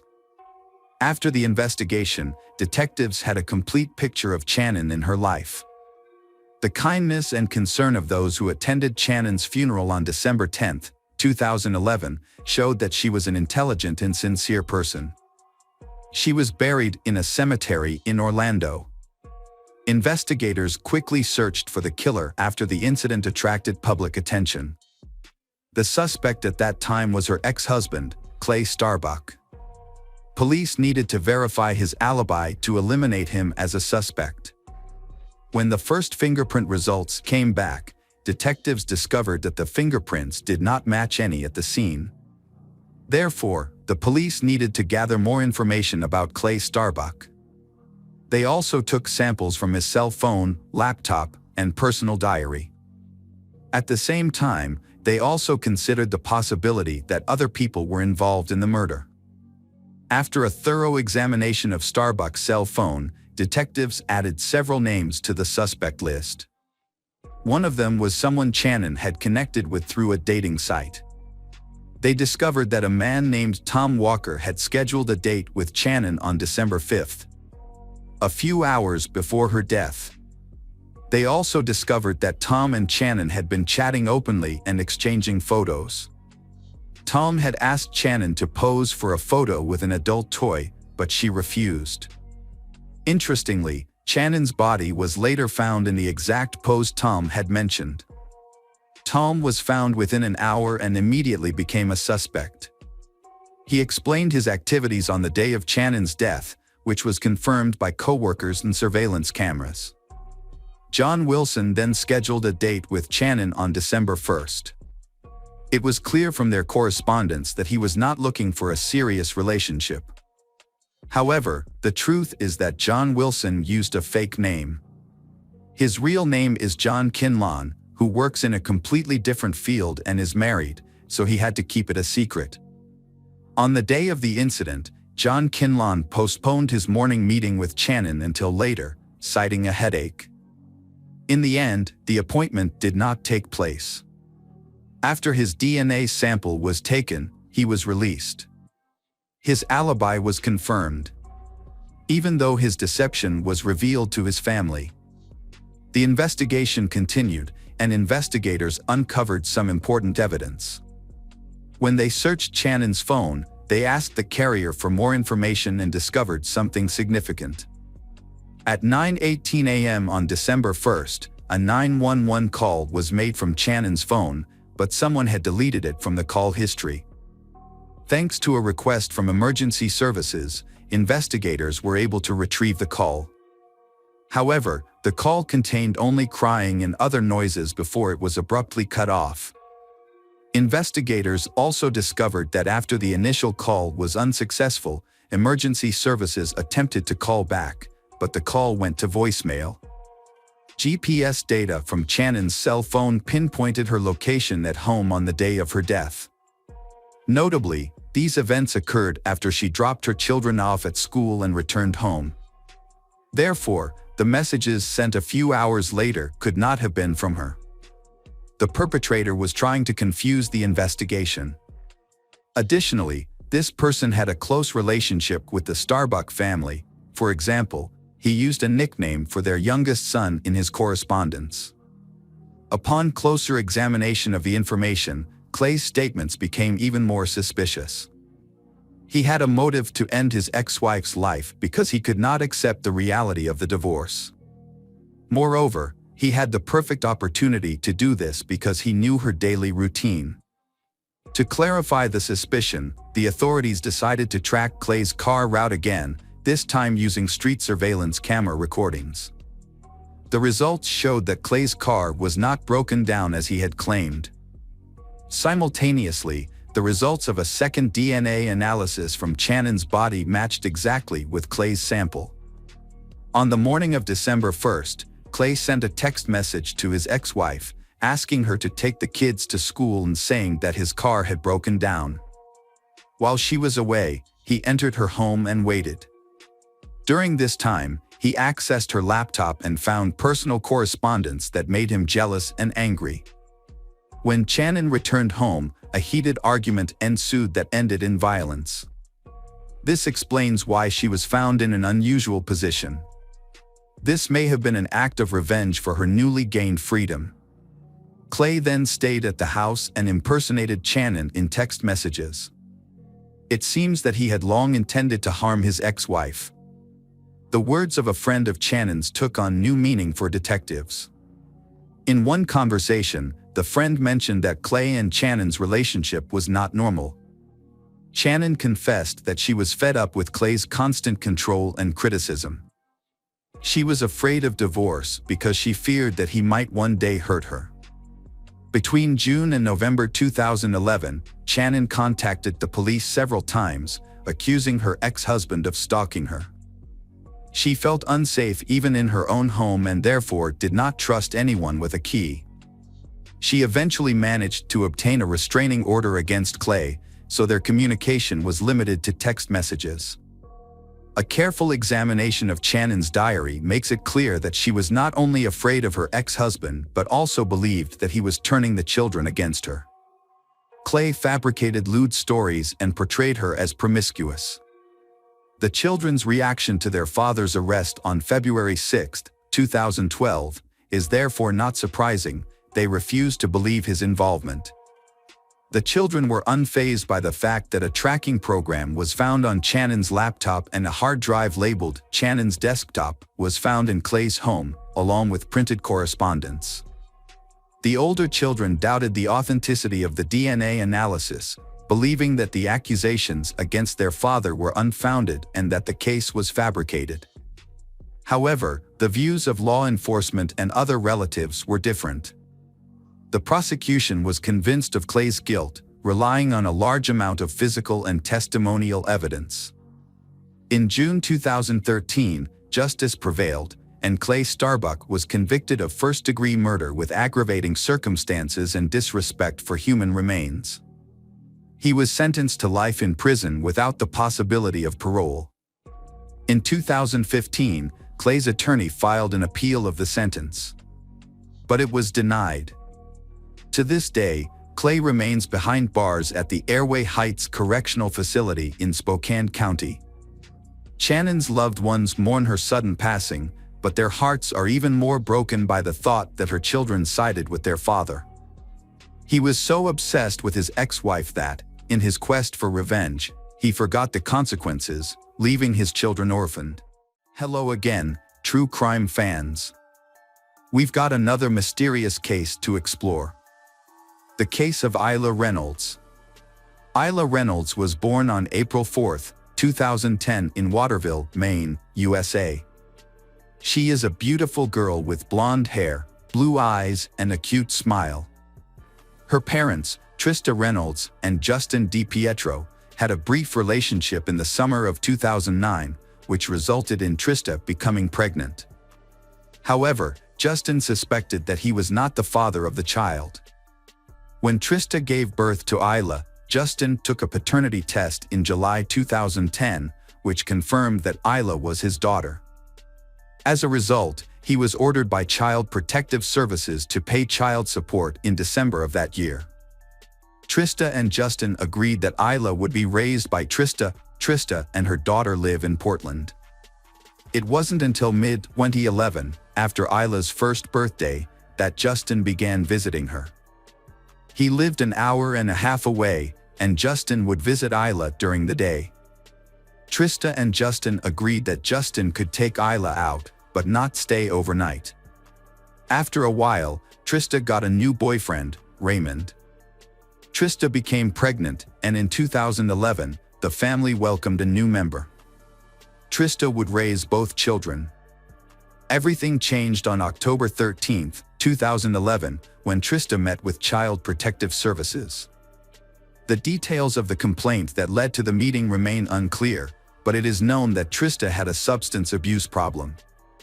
That day, officials gave Trista a choice. Trista would go to rehab, or she would lose custody of the children. Trista immediately entered a 10-day rehab program and left her daughter with her mother and sister. Trista was determined not to lose custody. By October 2011, Justin had seen Isla about 5 to 10 times. However, just 4 days after Trista began rehab, on October 17, Justin and his family decided they wanted to take custody of Isla.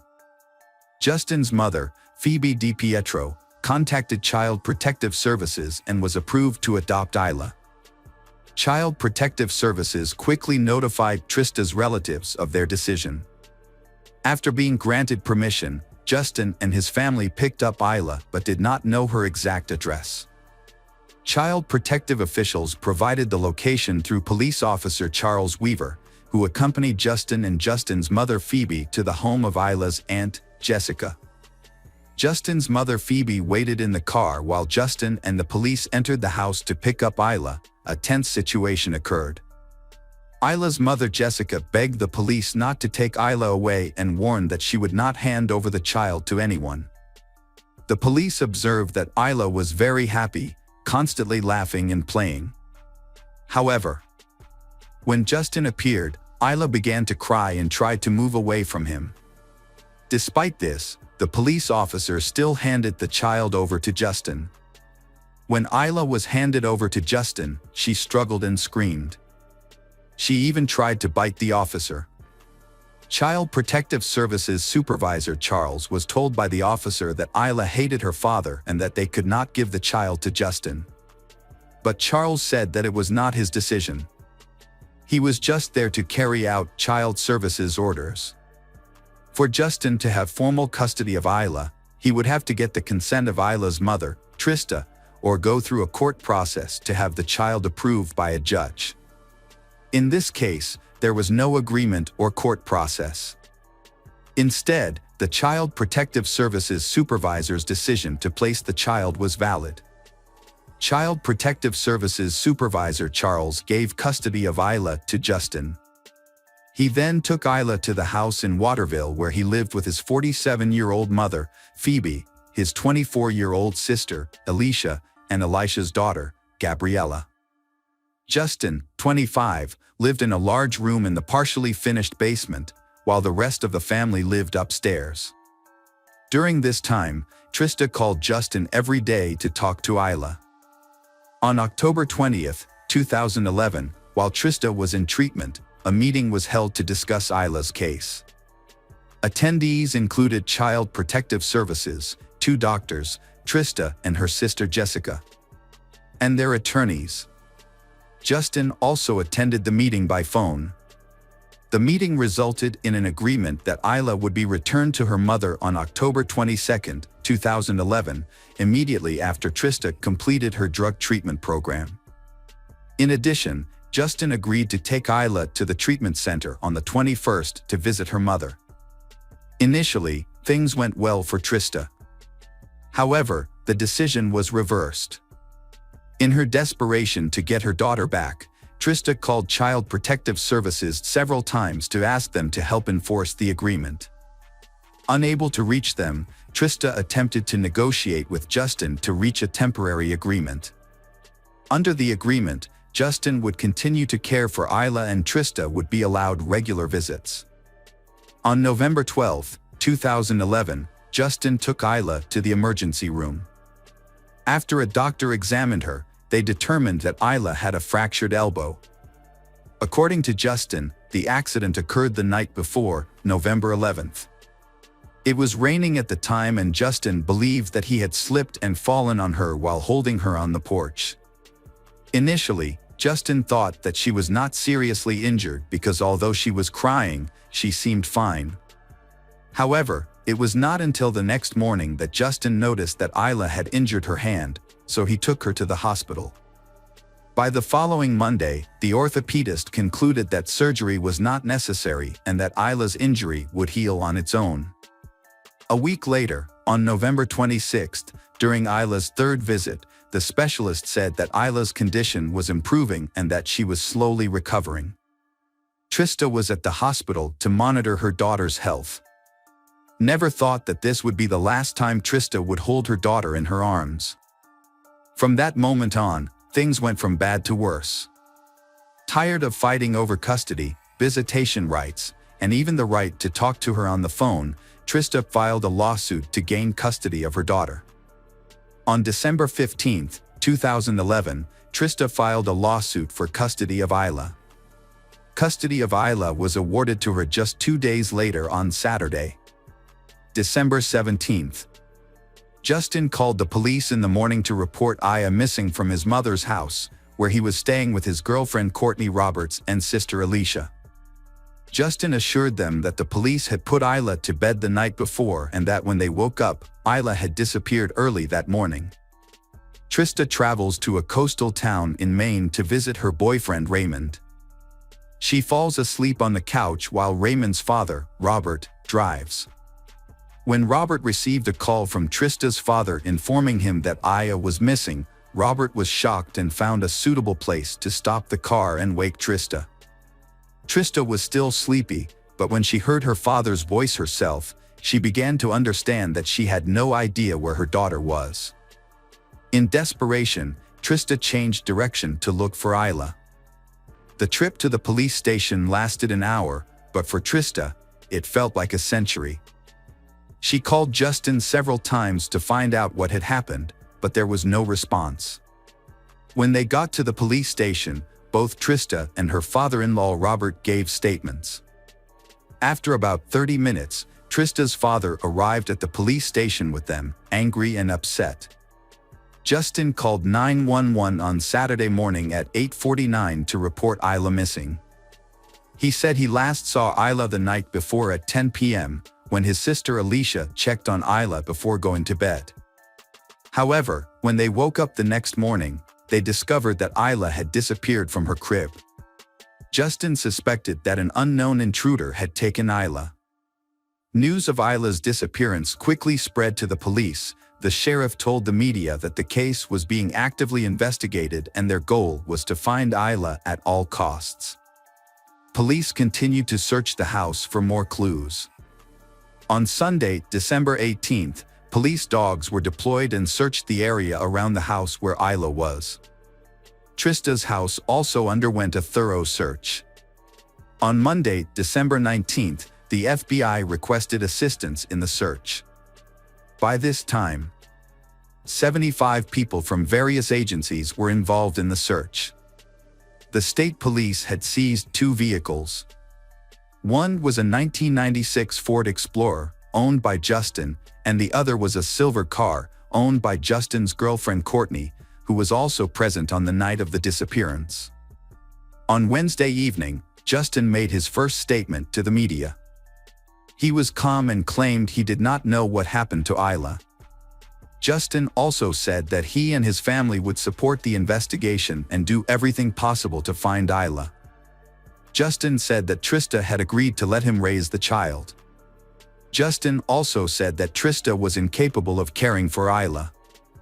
As of day 10, a $30,000 reward has been offered for anyone who can provide a lead to Isla's rescue, and 330 leads have been followed. The operation also involved about 50 volunteers from the Search and Rescue Association. The sheriff has transferred the investigation to the state police's Major Crimes Unit. At that time, an announcement was made that the case was no longer a search for a missing girl but was being treated as a criminal investigation. In the early days, Justin tried to avoid the media but later appeared more frequently. During an appearance on the Today's Show, Justin claimed that Isla had been kidnapped and wanted the kidnapper to return Isla. When asked about Justin's silence in the early days of Isla's disappearance, he justified himself by saying that he thought Isla would return. He also claimed that the police had advised him to stay away from the press. The police explained that this was only told to him at first. Later, the police encouraged Isla's parents to continue to appear in public. In late January, police revealed a major discovery. Isla's blood was found in multiple locations throughout Justin's home. In his 1996 Ford Explorer, they discovered a child's seat in the back with Isla's blood on the left shoulder strap.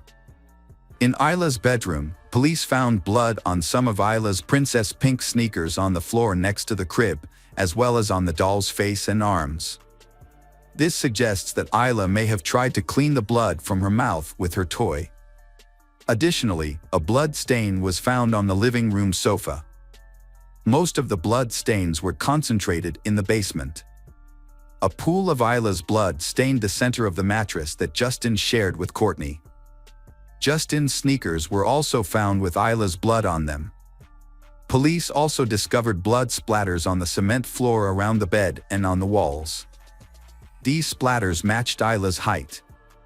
Additionally, experts determined that some of the blood splatters in the house were likely caused by Isla coughing, suggesting that Isla's injuries were both internal and external. This suggests that Isla may have been severely injured and may have been brutally attacked. Police said the bed sheet was used to clean Isla's blood. When they learned this information, Trista and her family were shocked and could not believe it. Police warned them that the evidence that was about to be revealed would be even more horrifying. Luminol tests were performed on the house, revealing blood stains that were not visible to the naked eye. Photos taken at the scene left Trista in great pain. After viewing these photos, she left the police station in a state of panic. The police said there were more photos to show her, but Trista refused to see them. She said she had enough. According to reports, when police showed Justin and his family the photos, he had no reaction. After learning of the police information, Trista shared with the press that despite her feelings of grief and helplessness, Isla's father, Justin, Alicia, and Courtney were still walking down the street as if nothing had happened. In September 2013, Trista wrote a bombshell letter to the press about the evidence and photos she had been given by the police. She was tired of waiting and wanted to rekindle public interest in Isla's case. In the spring of 2016, a group of journalists went to Justin's mother's house. Alicia opened the door and the journalists asked about the blood evidence. Justin's mother explained that Isla was lactose intolerant and had been vomiting. However, a quick internet search shows that common symptoms of lactose intolerance are gas, bloating, abdominal pain, and diarrhea, while nausea and vomiting are listed, but they are not the most common symptoms, let alone vomiting blood. Then, in 2017, at Trista's request, a judge officially declared Isla dead. based on her father, Justin, reporting that Isla had gone missing on December 17, 2011. Trista and her attorney then filed a wrongful death lawsuit against Justin. By that time, Justin had disappeared, and he and his attorneys denied any wrongdoing, arguing that there was no concrete evidence. Earlier this year, 2023, a judge granted Trista's petition to include Phoebe and Alicia in the wrongful death lawsuit. Justin is facing civil charges for murder. Additionally, Justin faces charges of breach of parental duty of care for a minor. Both Trista and her attorney know that they will not receive any financial compensation from Justin. That is not the goal of the lawsuit. Their goal is to get information and facts out. There are many strange things about Isla's disappearance. While Isla was with Justin, he called the friend who sold him a $25,000 life insurance policy on Isla a few weeks ago. It is worth noting that Justin stayed at this friend's house while detectives investigated Isla's disappearance. Claimed that Justin had not been involved in the child's life during the 9 months of pregnancy